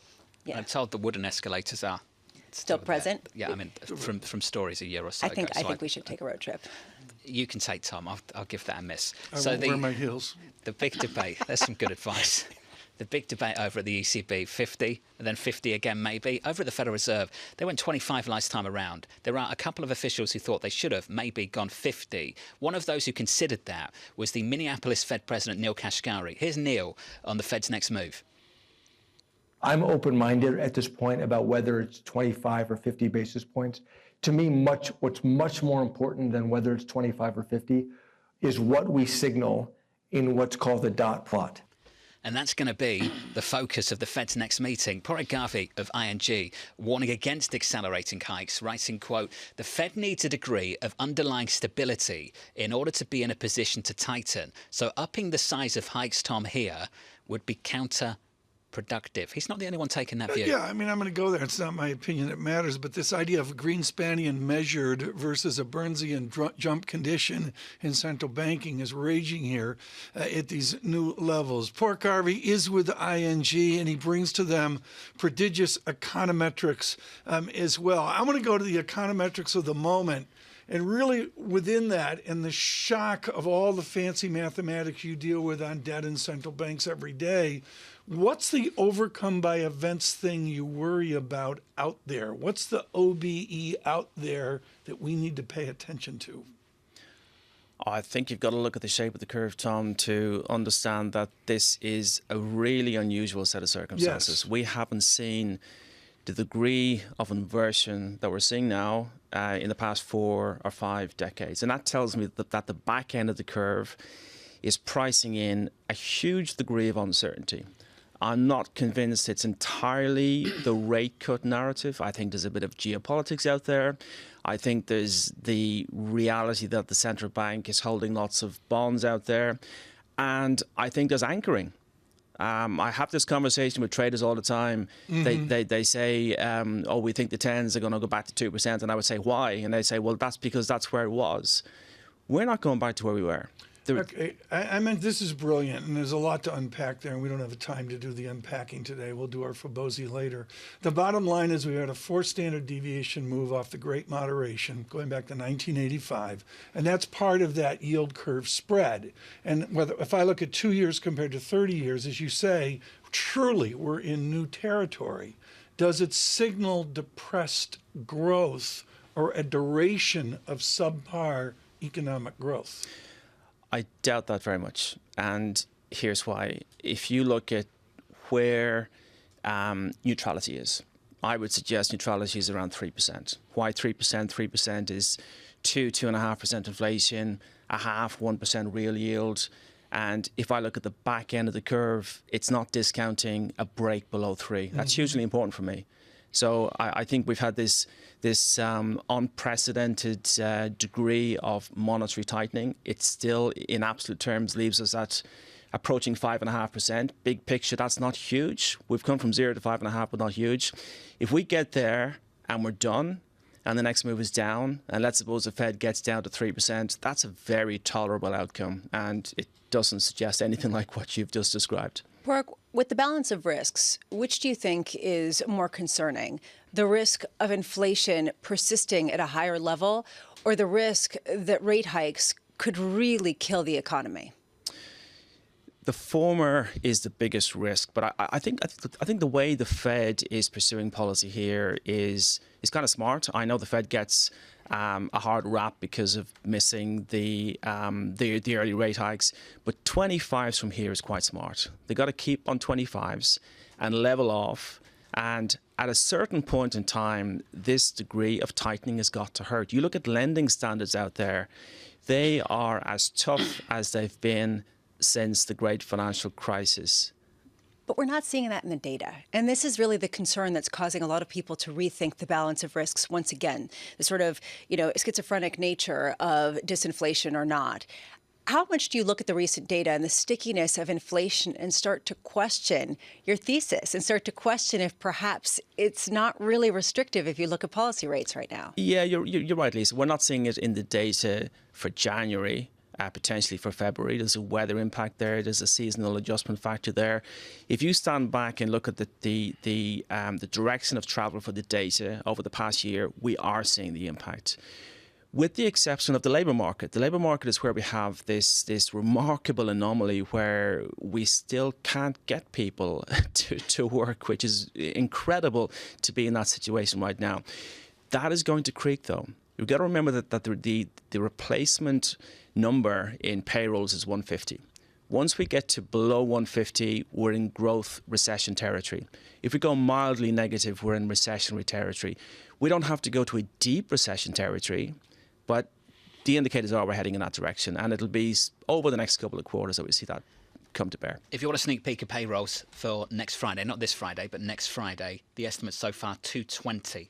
The previous number 517. I'm not sure what the estimate is worth at this point, and I'm not sure what the previous number is worth either, because we could have some monster revision in one way or the other. So I won't put too much weight on that. Parag, I think there's something I'm going to walk away from this conversation with from you. We're not going back there. There's still a lot of people who think we're going back there. And if you look about the arc of like the last 12, 18 months, it was we can't live with 2%. We can't live with 3. We can't live with 4. We're about to live with 5. What is it that's changed, do you think, in this economy that maybe people haven't grasped? The people that are sitting there saying, we are going back there. What don't they get?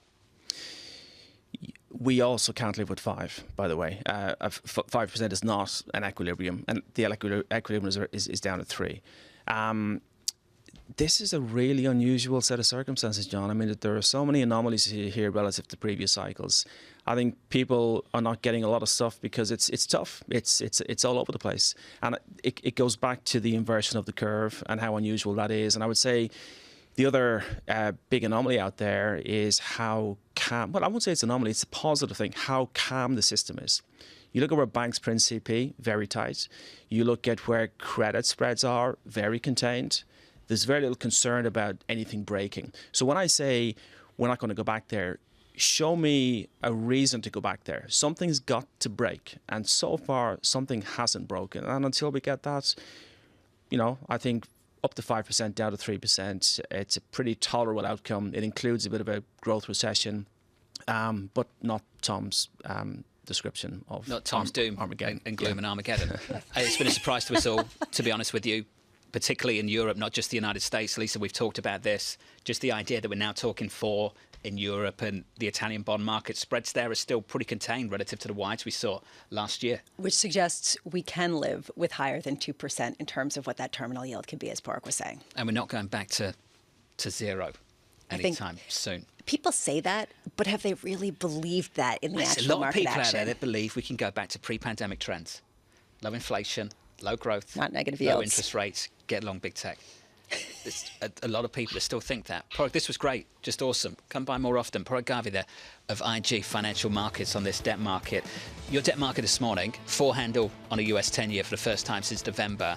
Very briefly, 490 on a 2-year. And that's what this equity market's got to compete with. Equity futures right now down 0.4%. Coming up on the retail earnings from this morning so far, we'll catch up with Chuck Grum, the senior retail analyst at Gordon Haskett. That conversation is coming up next.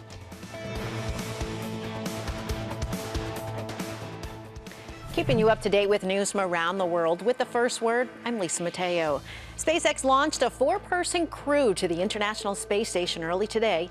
It includes 2 Americans, a Russian, and an astronaut from the United Arab Emirates. They'll arrive at the space station on Friday and stay there for 6 months. It's the first victory for Republicans in their crusade against so-called woke capitalism. The Democratic-led Senate voted to block a Labor Department rule that allows retirement plans to consider environmental, social, and governance issues in their investment decisions. President Biden's expected to veto the measure. G20 foreign ministers meeting in India have failed to agree on language to describe Russia's war in Ukraine. Instead of a formal joint statement, the diplomats will release what's being called an outcome statement. The same thing happened last weekend at a meeting of finance ministers. Both Russia and China objected to the use of the word war. Best Buy is predicting that sales will fall for a second straight year. The consumer electronics chain came out with a forecast that missed estimates. High inflation is forcing shoppers to think twice before buying televisions, computers, and appliances. In most U.S. cities, homes are still selling faster than they did before the pandemic. That's according to Realtor.com. The firm found that the typical U.S. home sold last month had spent 67 days on the market. That's 20 days faster than in the years before COVID. Still, areas such as Las Vegas, Phoenix, and Austin are seeing homes sit on the market longer. Global news powered by more than 2,700 journalists and analysts in over 120 countries. I'm Lisa Mateo, and this is Bloomberg.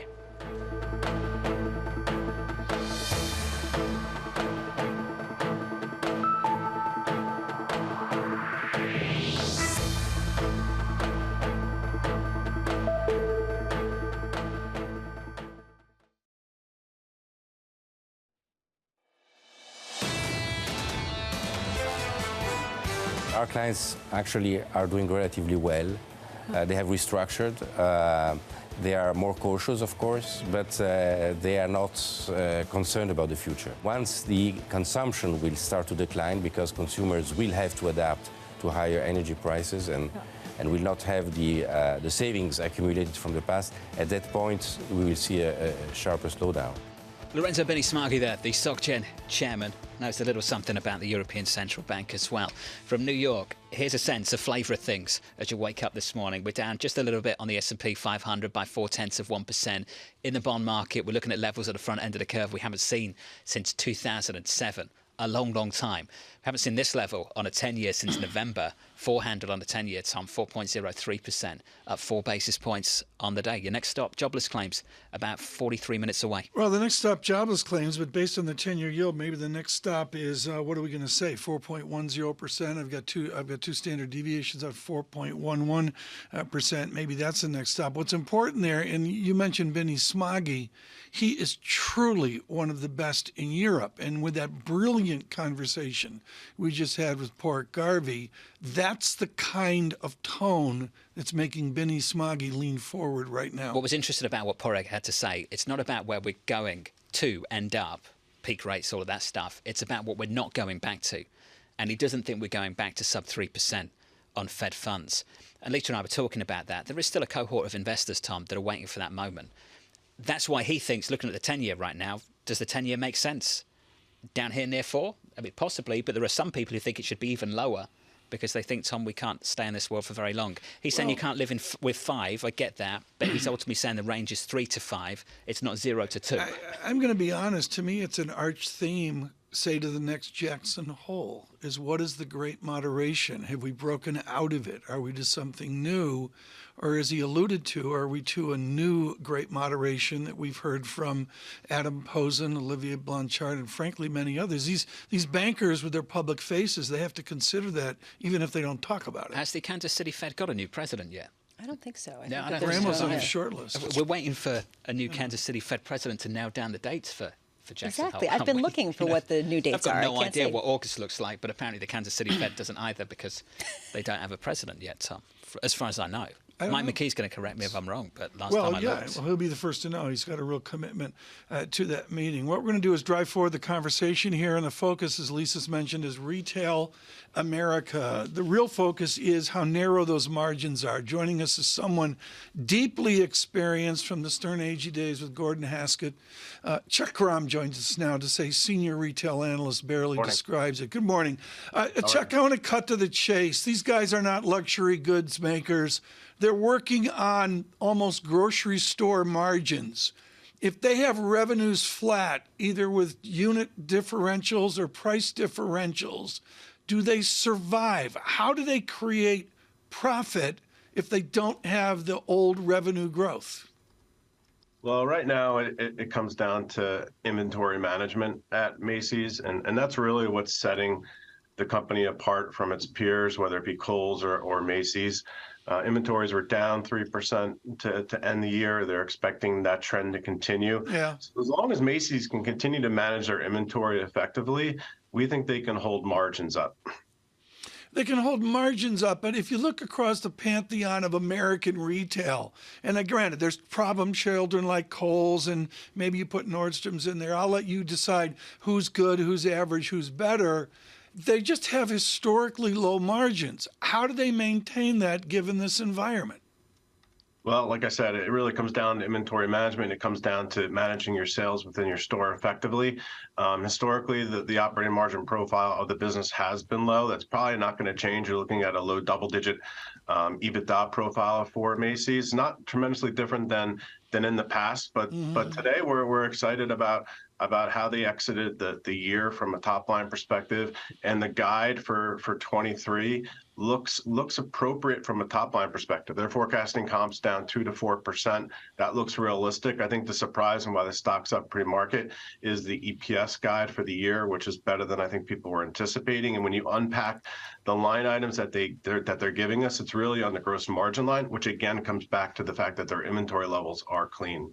Chuck, do you think that this will be the quarter of house cleaning, of basically kitchen sinking any potential risk, putting it out there and giving a more negative forecast that stock traders know this? They're going to look past that and see the glimmers of hope beyond any kind of caution. Yeah, that's actually a great point. And that's what we've really seen over the past week from just about everybody. If you look at the guides that these companies have provided, and take it like Kohl's, for example, are meaningfully lower than the street. Now, Kohl's is a little bit of a different animal right now, but by and large, what companies are doing is guiding conservatively. Now, we're also seeing a deceleration in trends in the month of February, and there are a lot of unknowns coming in March, largely the reduction in SNAP, lower tax refunds year over year. And let's face it, you guys were alluding to the inflationary pressures in the consumer right now, and they're not going away anytime soon. So we're not clear sailing, but we do like how these companies are positioning 23 guides so far.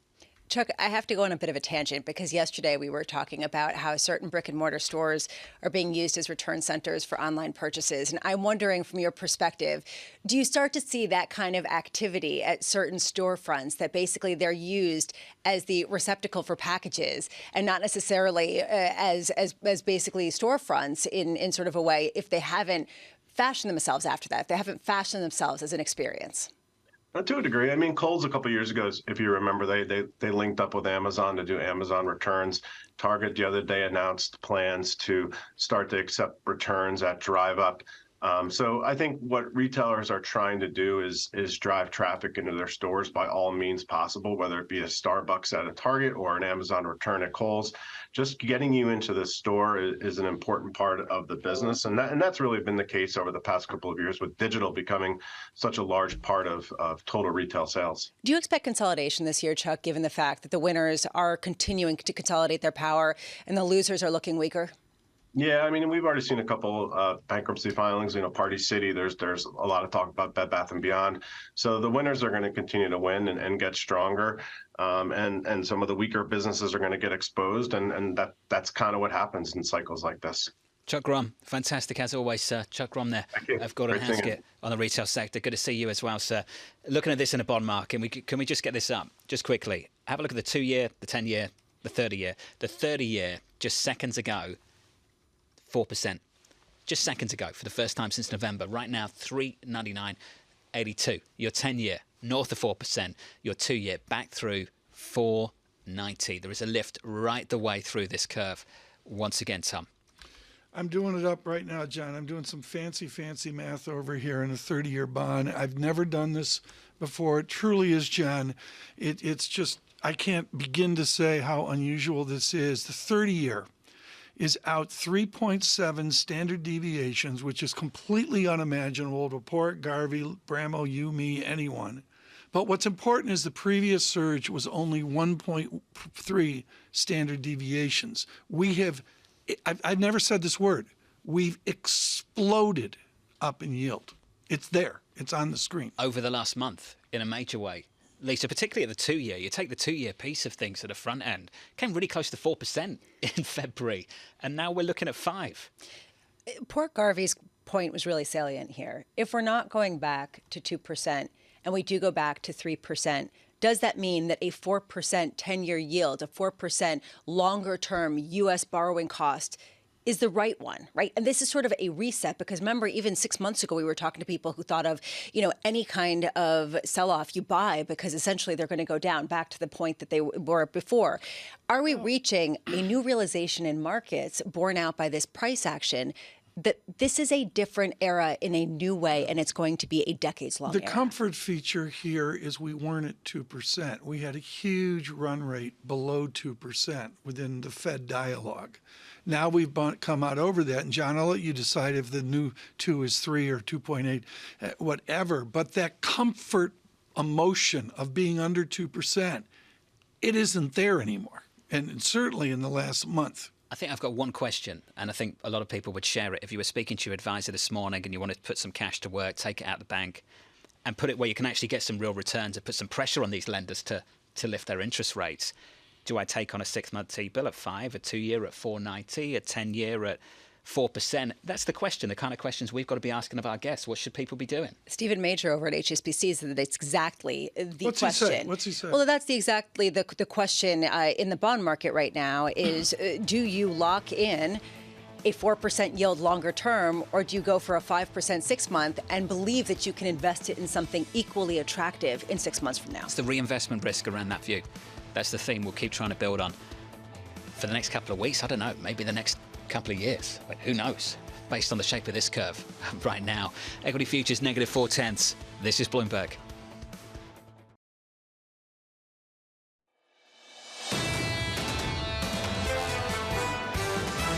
You have to be disciplined. You have to respect market price action. We started this year looking at a market that was driven by better than expected economic data. We are cautious of the view that the market is perhaps pricing in a little too much for the Fed. Ultimately, we're going to be getting back to nominal rates of 1.5%, 2%, but in the meantime, you may go significantly higher. We still have more price increases to go, but there is an end in sight to this process. This is not the spiraling inflation that we saw in the 70s. This is Bloomberg Surveillance with Tom Keene, Jonathan Ferro, and Lisa Abramowicz.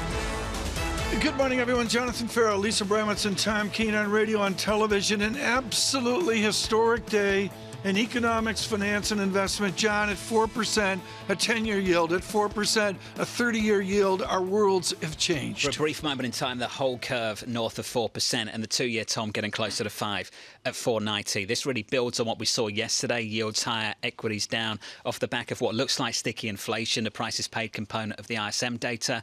That looks sticky.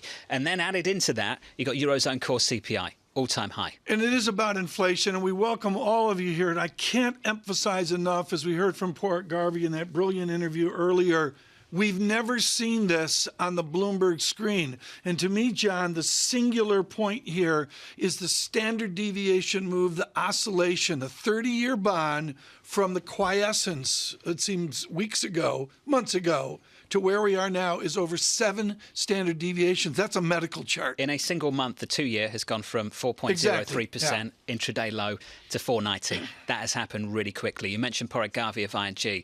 What's interesting about what he said, and we talked about it briefly, for him, it's not just about where we're going to end up. It's where we're not going back to. He does not think we're going back to sub 3% on Fed funds. His range, the way he thinks about it, 3 to 5, just 3 to 5. And to measure this, and Carl Weinberg was brilliant up top saying, you know, we can get back to something, as Mr. Garvey talked about. Lisa, the center tendency back 30 years in the 30-year bond now is about 2.3%. So is that maybe where we get back to, is above 2, but not that much above 2? If you believe Porritt Garvey, maybe not, right? Maybe this is a new regime. And you asked, Tom, what gets us there? What is going to be different about this time? Disinflation? Right. Is it sort of the reversal of disinflation? Is it the sort of deglobalization or reshoring or pick your narrative? There is this question of what is the new paradigm and can it subsist for 3 decades, as the market seems to be pricing out. And what's so important in this, and to both of you, John, let me start with you on goods and services. David Rosenberg, Ed Hyman, and others say we will see that disinflation. Can Lagarde and Powell hope and pray for that? Well, That's they the embraced mystery. it for a heartbeat, didn't they? And now they started to look a little bit silly pretty quickly. I think they've got to be more open-minded about the two-way risk here. I know that people feel really passionate about going in one direction. Other people feel really passionate about going in the other direction. Ultimately, if you're a policymaker, you can't feel passionate about anything. You've just got to balance the risks in front of you. And with that all in mind, they're going to go again. 25 basis points and maybe again and again after that. You want to know the average of the 2-year? Since March 2009, the average 2-year yield since March 2009, 1.05%. That's the average. We're at 490 right now. If you want the low was only back in 2021, and we were at 10 basis points. Let's get away from suits and bow ties. Lisa, what is a 7.1 if we break out to the new bank rate high? A 7.3% 30-year mortgage. We're not there yet, but if we get there, what's it mean for our viewers and listeners? I'll tell you what it already means. Mortgage applications are at the lowest level in 28 years. You can see that people aren't refinancing. People aren't taking out new mortgages. They're buying in cash if they can. And so at what point does this really cause prices to come down? And then, oh, hey, wait a second. If the mortgage rates come down just a little bit, all of a sudden people rush back into the market and buy again. I mean, this is the whole question, the quagmire of disinflation, because the second that you get a little bit of softening in rates, it just bounces back. John, bring us over to Europe with much higher inflation than here. This conversation in Europe has to border on bizarre. Well, let's be clear here. There's a different pass-through to the mortgage market in the United Kingdom. The fixed-rate mortgages are much shorter in nature. There's a much bigger proportion of variable-rate mortgages there as well, so they feel it all up front. When Lisa was framing the mortgage market here in the United States, we were talking almost exclusively about the demand side. You and I have talked about the supply side. There aren't people willing to sell when they have a mortgage 30-year fixed at 3%. And I wonder how the supply side is going to develop, Tom, in the coming quarters. Data, we're going to do it quickly here. Citigroup just publishes, they reaffirm 5% on China. They like the consumption model in China. John, that gets me to Brent crude, $85 a barrel. What's amazing about this conversation over sticky inflation is that Brent crude, WTI, take your pick, year to date, it's flat. Has not participated in the hoorah around the inflation story. There's your yield on a 10-year, just north of 4%, up 4 basis points on the session. You can call it 4.03%. Equity futures a bit softer in the face of all of that. And euro weaker, euro dollar just about holding on to 106 after we saw some core inflation in the Eurozone, Tom, at a record high. Perfect timing to talk to somebody really quite good at writing accessible notes of this turmoil. Liz Young is head of investment strategy at SoFi, and far more importantly, can frame the emotion. Liz Young, you say this is a louder and louder debate. What do I do with equities? What do I do with a boring retail account amid the louder and louder debate? Yeah, good morning, everybody. So one of the things that I think has been most challenging for investors and professionals, both retail, institutional, you name it, is that we're sort of stuck in this range and the market continues to kind of grind sideways between all these levels of resistance, support. What are the new levels? Everybody now knows what technicals are, and we continue to talk about them. But the reality is that we could be stuck here for a little while until we have a real catalyst to move us either up or down. My bet is still down. But then the question of what do you do in the meantime? I mean, we can't really tell people just to sit in cash for the next 12 months until we figure out what's going to happen. However, cash is an okay asset class to use in a portfolio. I would be still looking at the short end of the yield curve. Other places in equities that I think are interesting to look at, even though I do think that we will have a little bit more of a drawdown before we find real durable upside.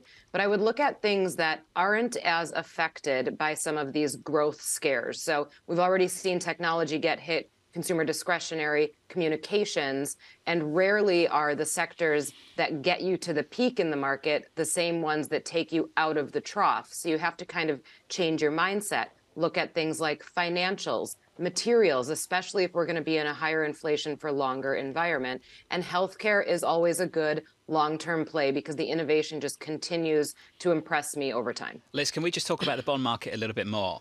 If a lot of people maybe haven't looked at this for like 10 years and now they're shifting away from equities and going back to bonds and they're hearing you can get 5% on a 6-month, you can get 4.90 on a 2-year, 4% at a 10-year, and they call you up, Liz, and they just say, what do I do? Do I take the 6-month and then think about it in 6 months again? What do you suggest they should do? I do think that's actually a good idea. So first of all, people haven't thought about the bond market, and rightfully so. It wasn't really offering any opportunity. There was no yield, there was no price appreciation opportunity, and then last year happened and all the opportunity came back. So when you look at usually bonds versus stocks, you're looking at what's the yield I can get on both. The dividend yield on the S&P 500 broadly is under 2%. If you can get almost 5% on a 6-month T-bill, why wouldn't you invest in that, right? So if you're looking for yield, if you're a yield-hungry investor, treasury bonds particularly are the right option here. Now, talking about just the term and how long you're going to put the money away for that, you could benefit from some price appreciation. So the longer you go out on the curve, the more sensitive the price of the bond is. But if you're just looking for yield and you want to park the cash in the meantime while we figure out what might happen with the equity market, I think 6 months, even shorter, is better. So you can look at money market funds, you can look at 6-month T-bills, but it is important to think about what the opportunity set is. And you want to have that optionality because, again, if we end up grinding sideways in the equity market, at a point where, let's say there is a drawdown, you want to be able to have dry powder to deploy into those opportunities. Have the big tech stocks that really drove a lot of the index gains over the past few years, have they really realized what the world looks like in terms of their valuations, given a 5% Fed funds rate? So if you look at, just take the NASDAQ or even the Qs, tech stocks are still technically in a bear market, so they have priced in a decent amount of this scare and a decent amount of the monetary tightening. However, I think that there continues to be a lot of appetite, and obviously we saw a very strong rally starting in January in those growthy areas of the market. So if there is more market stress, tech, communications, and consumer discretionary likely give some back still. What you want to look at, and the question of whether or not the stocks have priced it in yet, is inflation expectations. So we talk so much about the Fed funds rate and where the 6-month yield is and the 2-year yield is. Inflation expectations have gone up dramatically over the last 30 to 45 days. And that's something that the Fed watches very closely because they want those expectations to stay anchored. If they feel like those expectations are going up and they're losing control of them, you have to start pricing an even tighter Fed or an even longer, higher rate. So you have to think about that when you're looking at the valuations of tech stocks. I don't think that the market at large, tech stocks in particular, communications and discretionary, I don't think that they've priced in that higher inflation expectations level yet. Hey, Liz, this was a clinic. Typically is. Thank you. Liz Young there of SoFi on equities on this bond market as well. Just to pick up on the break-evens point. Lisa, it's interesting to see what's happened with break-evens. I go back to what I said earlier. Without a corresponding rally in the commodity market, because typically we'd often have a conversation about break-evens picking up and people would say, yeah, but this stuff's a little bit funky. It trades off what's happening in the commodity market. You've got a rally in crude. This is the pass-through, et cetera, et cetera. This is happening with crude flat year to date. This is an excellent point that you're making. This is about services. This is about stickier other gauges that are outside of the more volatile commodity sectors. And that is why it is notable that you see the 2-year break-even rate, basically the expectations that are baked into markets for inflation over the next 2 years, go from a low in September of 1.98% to 3.3%. If you take a look at how big that increase has been, even with the tighter policy that's already been implemented. Do you remember Carl Riccadonna? Do you remember Carl? Of course I remember Carl. You're not familiar with Carl? We love Carl. Carl used to work here. Do you remember Carl? I don't, no? I don't. Carl, don't hang up, please. Carl Riccadonna's going to join us next from BNP Paribas. Looking forward to that conversation. Jobless claims in America. Big data point, important one, coming up in about 18 minutes.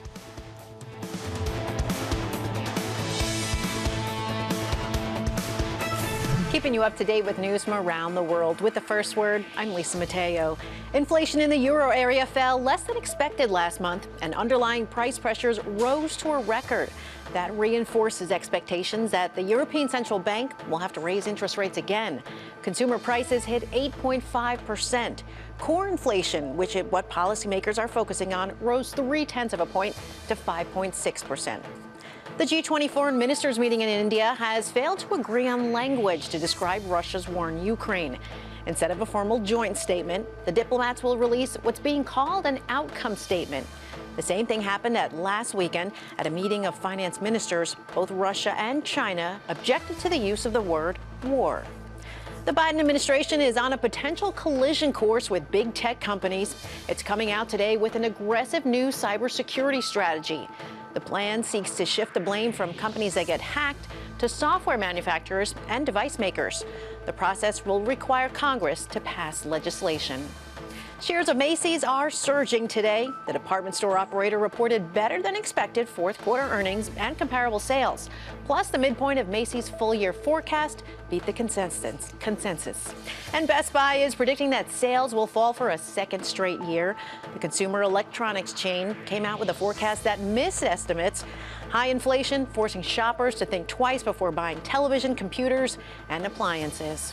Global news powered by more than 2,700 journalists and analysts in over 120 countries. I'm Lisa Mateo, and this is Bloomberg.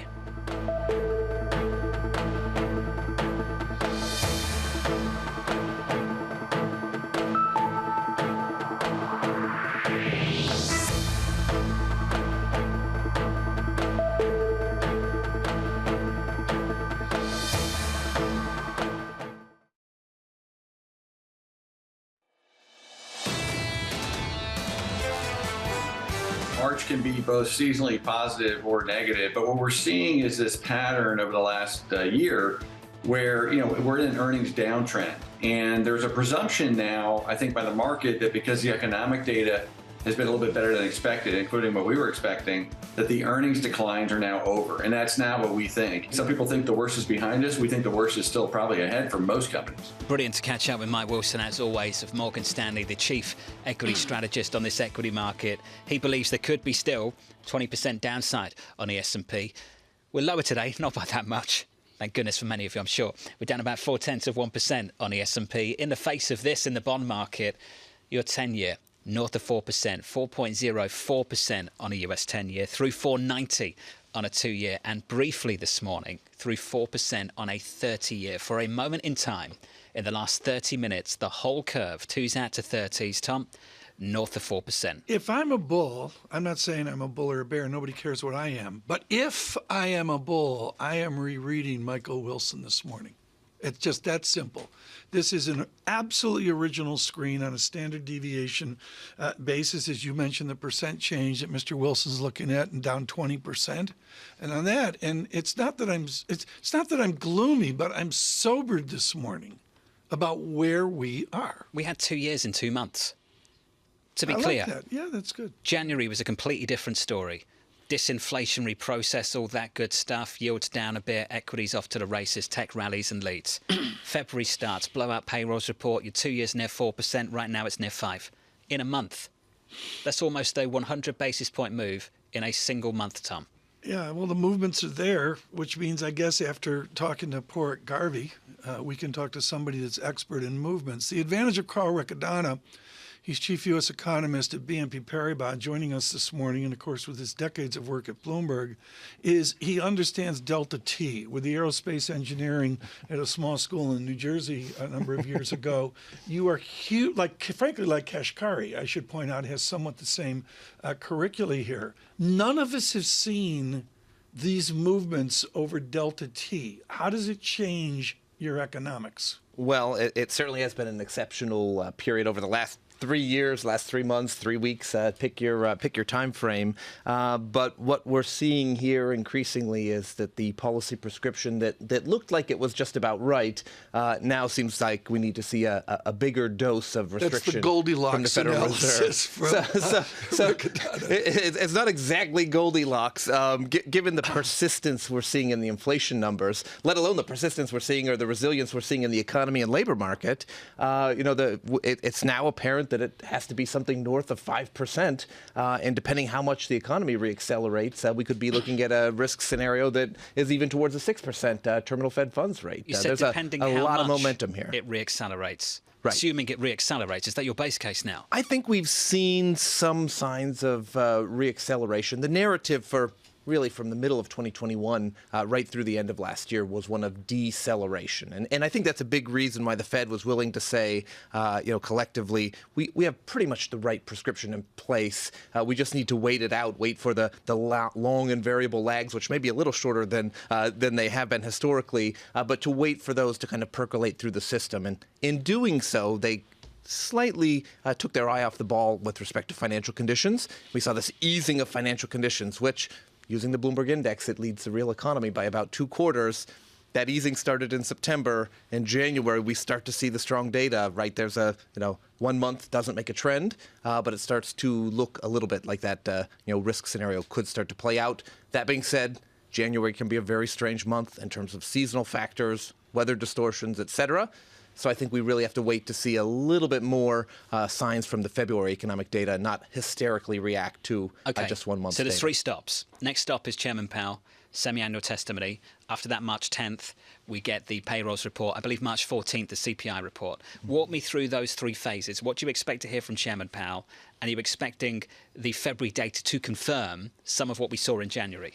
Can we take one more stop along the way? Please do. I think the services ISM coming up at the end of the week here is going to be a very critical report.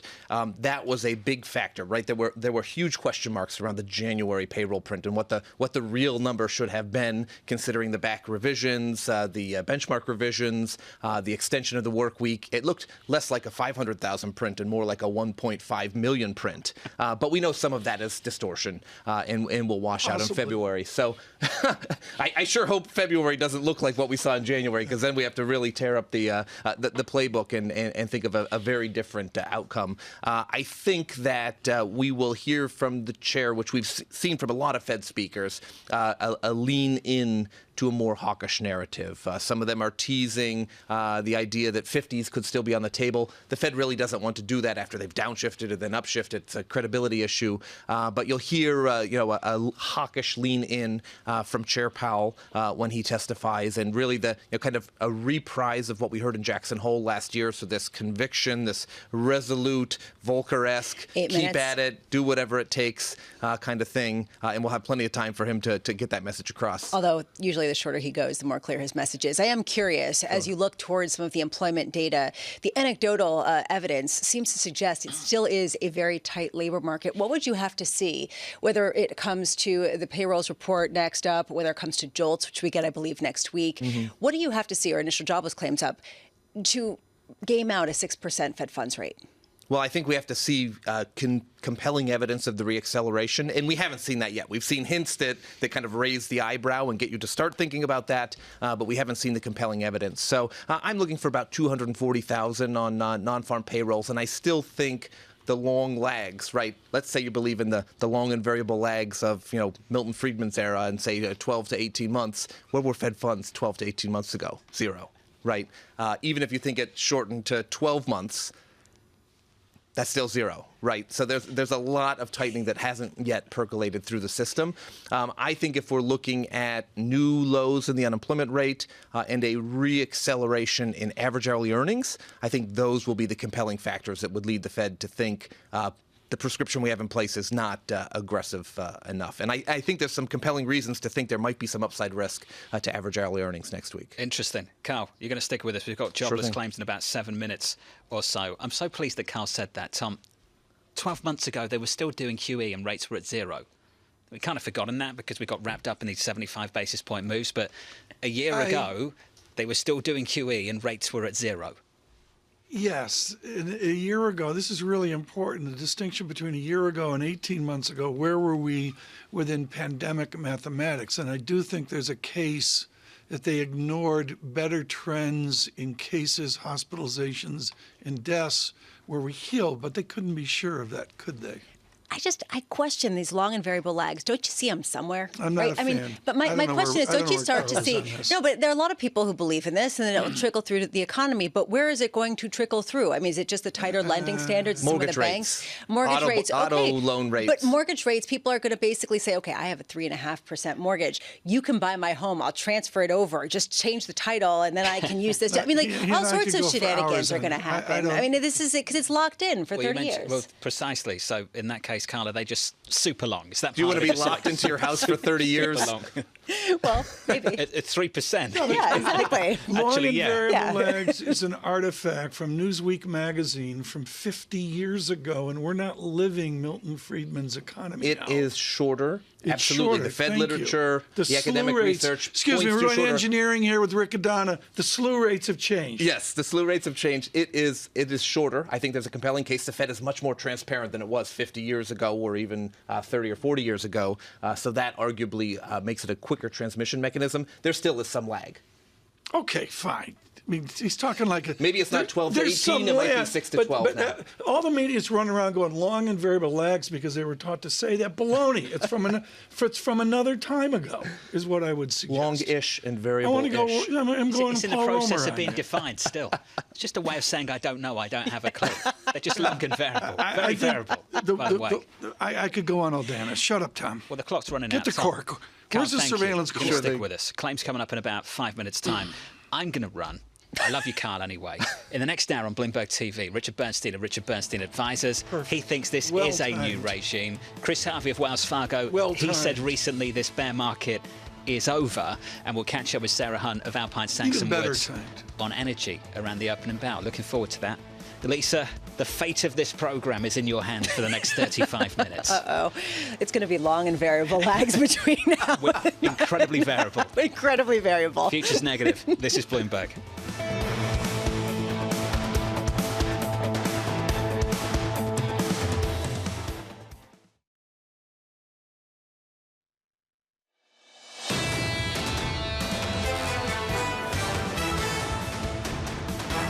historic day. Bloomberg Surveillance, Lisa Abramowicz and Tom Keene with yields out rounded up 30-year 4%, 10-year 4%, 4.91% on the 2-year yield, which leads us to the economics of the moment. I am riveted not by claims.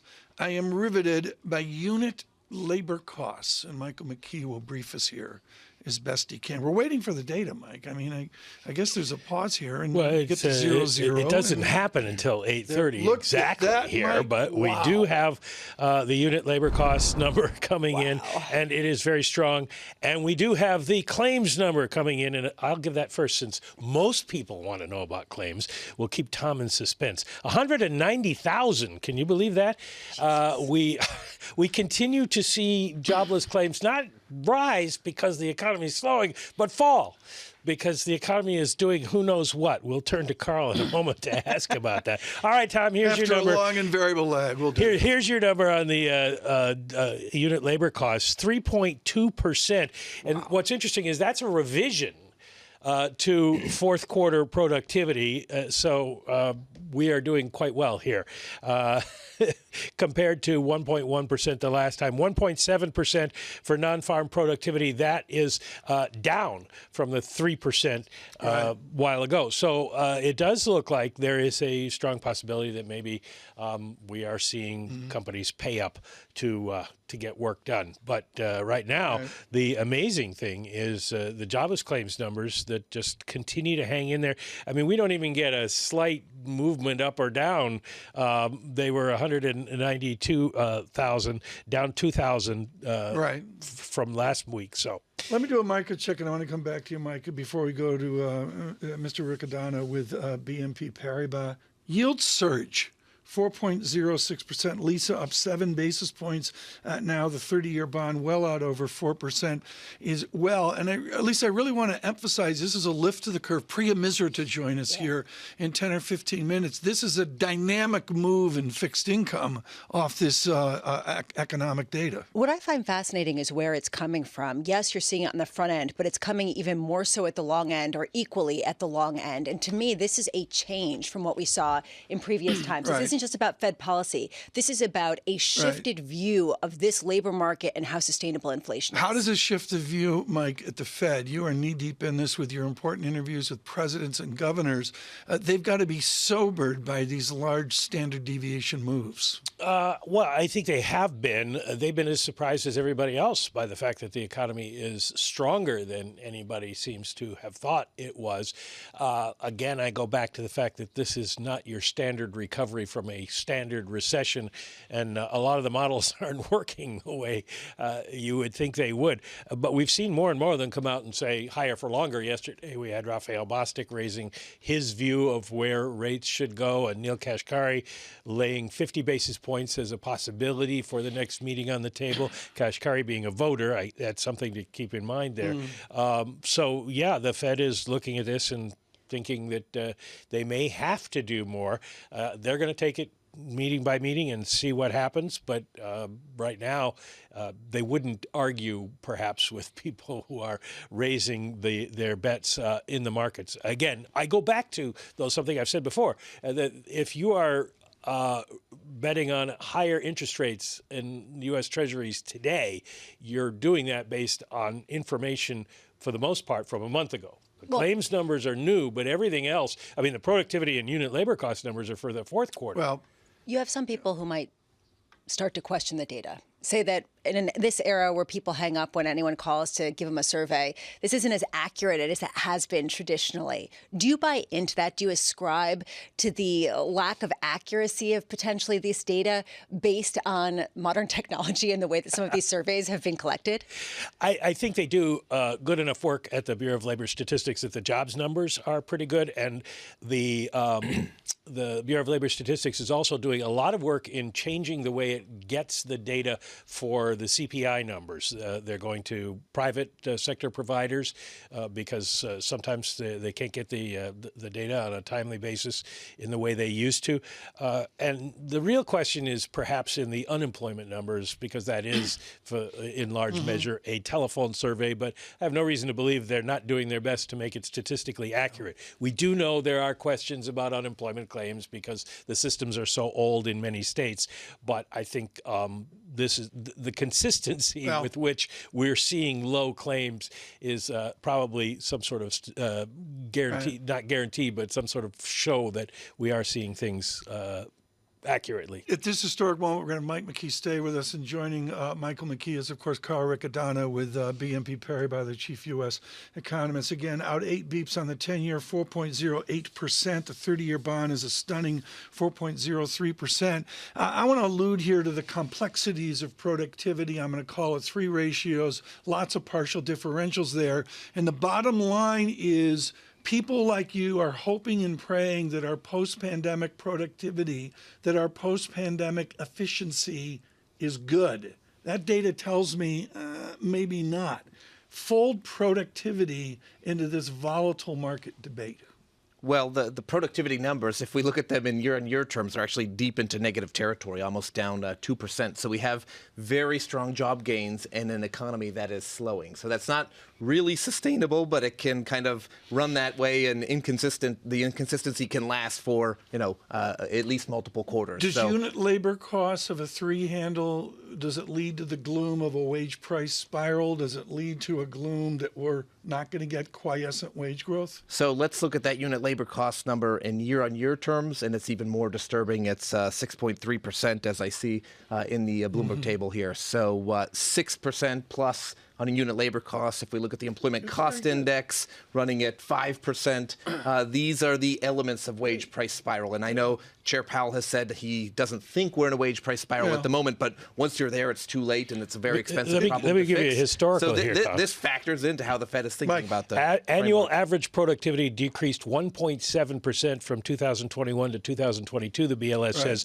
the largest annual decline in the measure since 1974. Wow. That's it. And that precisely gets back to 4 to 5 years before Volcker and shows the scope and scale of this historic moment. I just want to point out, Lisa, Riccadonna can come back because he uses the Bloomberg terminal.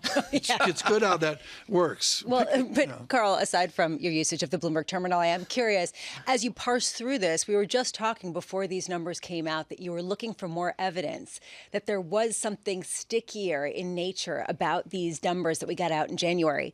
Is this leaning you a little bit closer to that moment? We are seeing persistent inflation everywhere. That's been a longstanding call of my team at BNP. We're seeing persistent inflation everywhere, including in wages. And there was a little bit of a rollover in Q4. And so Team Transitory was putting on their sneakers to run a victory lap. And it's pretty clear that has kind of washed out now in the most recent data. So we have to see how far this is running. But certainly, I see evidence of labor market softening everywhere I look, except for in the economic data. Right? If you open the newspaper, you see layoffs here and hiring intentions down and all those signals. But in the actual macroeconomic data, you're not seeing the cooling of conditions. And we have seen this. There was a Wall Street Journal article about this as well. I am looking right now at 10-year yields, getting close to that 4.1%, 4.08% rounded up to the nearest 10th, 100th. I'm curious from your perspective whether we're getting to a perspective where it is a new regime, where productivity is going to be lower, labor costs are going to be higher. You have a different kind of labor market and workforce that's going to require more investment. Are you seeing enough signs that we are there? When you have that kind of heat in the labor cost pressure series on an extended basis, businesses have no alternative aside from making the capital investments and the technological investments to drive a productivity rebound. Just real quick, the broader story here, we surged in productivity coming out of the pandemic, right? So now this is the correction period. So we shouldn't get too depressed about the low productivity numbers. Also, the BLS notes that they applied the historical revisions that they put into the jobs report and into the CPI reports to this release, which is probably why it is such a huge jump. To the two of you here, and you got a minute and a half to warble gaily, as Lisa mentioned earlier today, blah, blah, blah. And the answer here is, does this shift the 50 beeps at next meeting debate? Michael? Oh, I would say no, this doesn't. I mean, we have too much data coming out ahead of us that's far more important than this. Jobs and CPI will have a much bigger influence on the Fed than today's number. I will warble gaily and in uniform harmony with Mike. You're not supposed to agree with me. For bad TV. Yeah, the jobs please, report, come on. the inflation report, that's going to be much more critical. This is kind of stuff we already knew from So the what's the jobs inflation report look like? The inflation report, if we look into the details... You look at Germany, you look at France, you look at Spain. Right, I mean, there's look a at the trend. U.S. service sector inflation, which is what is really driving the Fed reaction function, is showing very little evidence of any kind of disinflationary trend. And you won't see that with wage pressures continuing to accelerate higher. And tomorrow we do get at 10 a.m. the ISM Services Index, and that is going to be key. Not just the index, but prices paid for that. Given the fact that we saw manufacturing prices paid increase to the degree that they did, if you see that kind of move in services, could that really move the dial? Yeah, the prices matter, but it's an activity gauge, so the new orders, the production numbers, that really will tell us more about this potential reacceleration.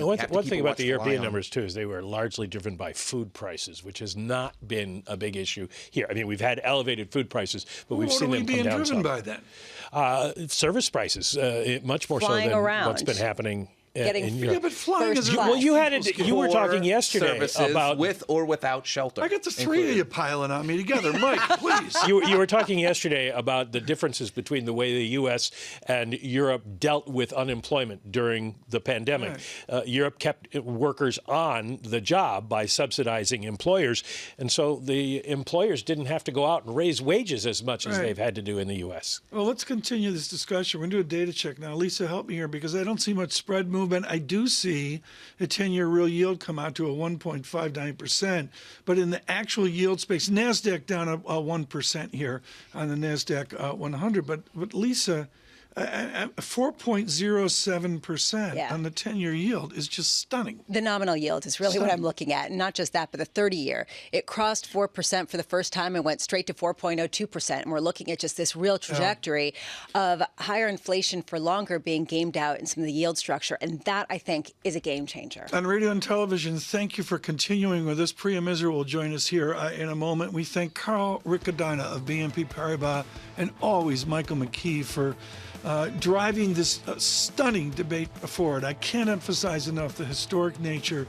of the day. Away from this, dollar strength and renewed strength off of this report. DXY 105. John Farrell emails in and says, stupid, quote the euro, 105.95. Weaker euro off the report. Stay with us. This is Bloomberg Surveillance.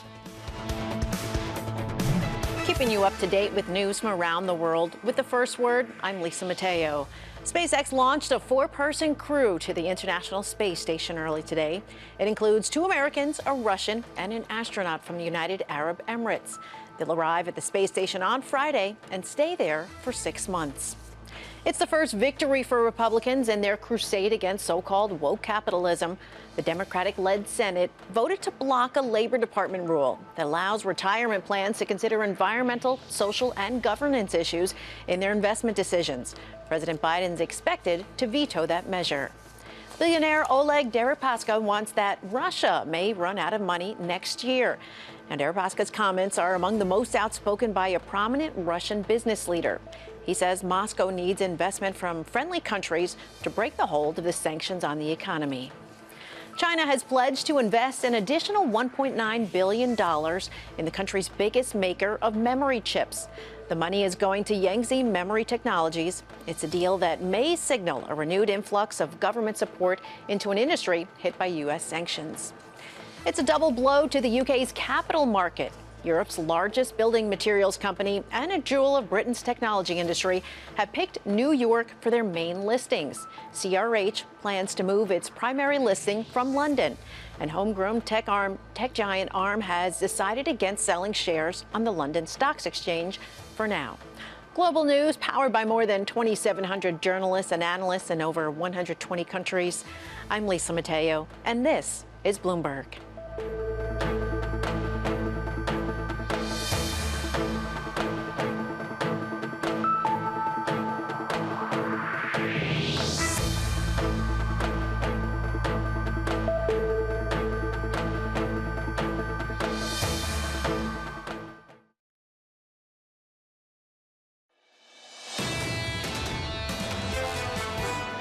think the way the Fed is pursuing policy here is kind of smart. I know the Fed gets a hard rap because of missing the early rate hikes, but 25s from here is quite smart. They got to keep on 25s and level off. And at a certain point in time, this degree of tightening has got to hurt. If you are part of Global Wall Street, it is my requirement for the day. You must listen to our entire Park Garvey interview with ING Financial Markets. Find it out on all the social that we do. I really can't say enough about the sophistication of the gentleman from Dublin with ING again over where we are. And certainly his modeling of a new regime of inflation speaks true to the short-term data. Lisa Abramowicz, the 10-year up 7 beeps. The 30-year bond up 7 beats. We're seeing huge moves in the bond market. 6 months ago, when people saw these kinds of levels, they said buy. And that's why in November we saw these levels, and then we saw yields come down. This is the key question for today. Are we watching the persistency of inflation that suggests a new regime that means that 4% for a benchmark bond in the United States is actually fair value for a longer period of time? To put things into perspective, I'm going to do that right now. Priya Misra and Lisa Abramowicz are far, far too young to remember when Bob Redford stood outside the Plaza Hotel in The Way We Were. And with Barbra Streisand, they said, memories, da-da-da-da-da-da-da. Guess what? Productivity dynamics are back to 1974. Someone who has been expert at measuring this over to our financial bond market is Priya Misra of TD Securities, and she joins us this morning. We're looking at the history of this, Priya, and we're also looking at your brilliant call on inversion, although some have been brave recently and said, look, higher yields, I get a coupon along the way. I want to be brave here in February and March of 2023. Did the bravery, the courage, did it slip away this morning? Thanks for having me on. So, no, I think you have to be patient. It's hard to pick the absolute top in yield. You know, you're talking about having confidence. I don't have a ton of confidence in the front end because, you know, we know inflation is sticky. We know it's driven, core services ex shelter is driven by wages. It's a very tight labor market and companies are hoarding labor. So it's possible that inflation remains persistently high through the year, and the Fed, we think in 25 basis point increments, may have to keep hiking. Maybe 5.75, maybe 6%. So, you know, that very front end of the yield curve, I think, is very driven by data in the near term. The long end, that's your view, that's your neutral rate view. And I think the data is strong on the consumer, on the labor market, not because policy is not restrictive. We are in restrictive territory. It's because the lags have not worked through. I mean, the Fed fund rate crossed 4% only in December. You have to give the economy more than 2 months for it to keel over. And I think, you know, that's why the long end is selling off. People expect that interest rates don't matter. I think interest rates matter. They just take a while to show up in terms of business investment decisions or spending decisions. Priya, I want to go to the it takes a while. If I've got a 7 standard deviation move from very low 30-year yields out to very high 30-year yields, stunningly out above the great moderation, and I go back to whatever the new center tendency is, how long does that take? Is this a matter of 6 months, or is it a matter of 6 years to get back to normal? Sure. So economic theory suggests 12 to 18 months for monetary policy to work through. I mean, you could argue maybe it's a little bit shorter. Maybe it's 12 months, 9 months. I will say something that may be making the lags longer this time is that the consumer entered the hiking cycle with a large amount of accumulated savings. Now, those savings are running off. We're tracking, you know, by the end of this year, we're thinking in the third quarter, those savings are largely gone. That's when the consumer has to start to reckon with higher interest rates, tighter financial conditions, maybe a job market that's not as strong. I mean, there may not be a lot of firing, but job openings start to come off. So I think it's more later this year that we think consumer spending slows down, the job market starts to weaken. So I don't think you're waiting 6 years, but we are watching those savings numbers, and the savings continue to come off. But, you know, today if I have a job and I'm making 5% wage growth, wage gains, and I've got savings, I'm spending. I think we're just saying be careful in extrapolating that because those savings will run out by the end of the year. How much conviction do you have, Priya, to load the boat on 10-year, to load the boat on 30-year treasuries? So I have much more conviction on the 10-year and the 30-year than I do on the front end. I don't know about loading the boat. I used the word I used, I guess, a few weeks ago when I started to leg in. I would leg in some more because, I think you're at, we entered some around 380. We'll enter some more longs at 4%. I think the Fed's telling you that they have to engineer a hard landing. They're not going to say it because it's very hard politically to get that through. But how do you get inflation down without a rise in the unemployment rate? So the Fed will have to engineer a rise in the unemployment rate. Then these 4% 10s will look really cheap. But is 4 the peak or 4.10? No, maybe it goes to 4.25. So I think you want to have some dry powder to keep adding to it.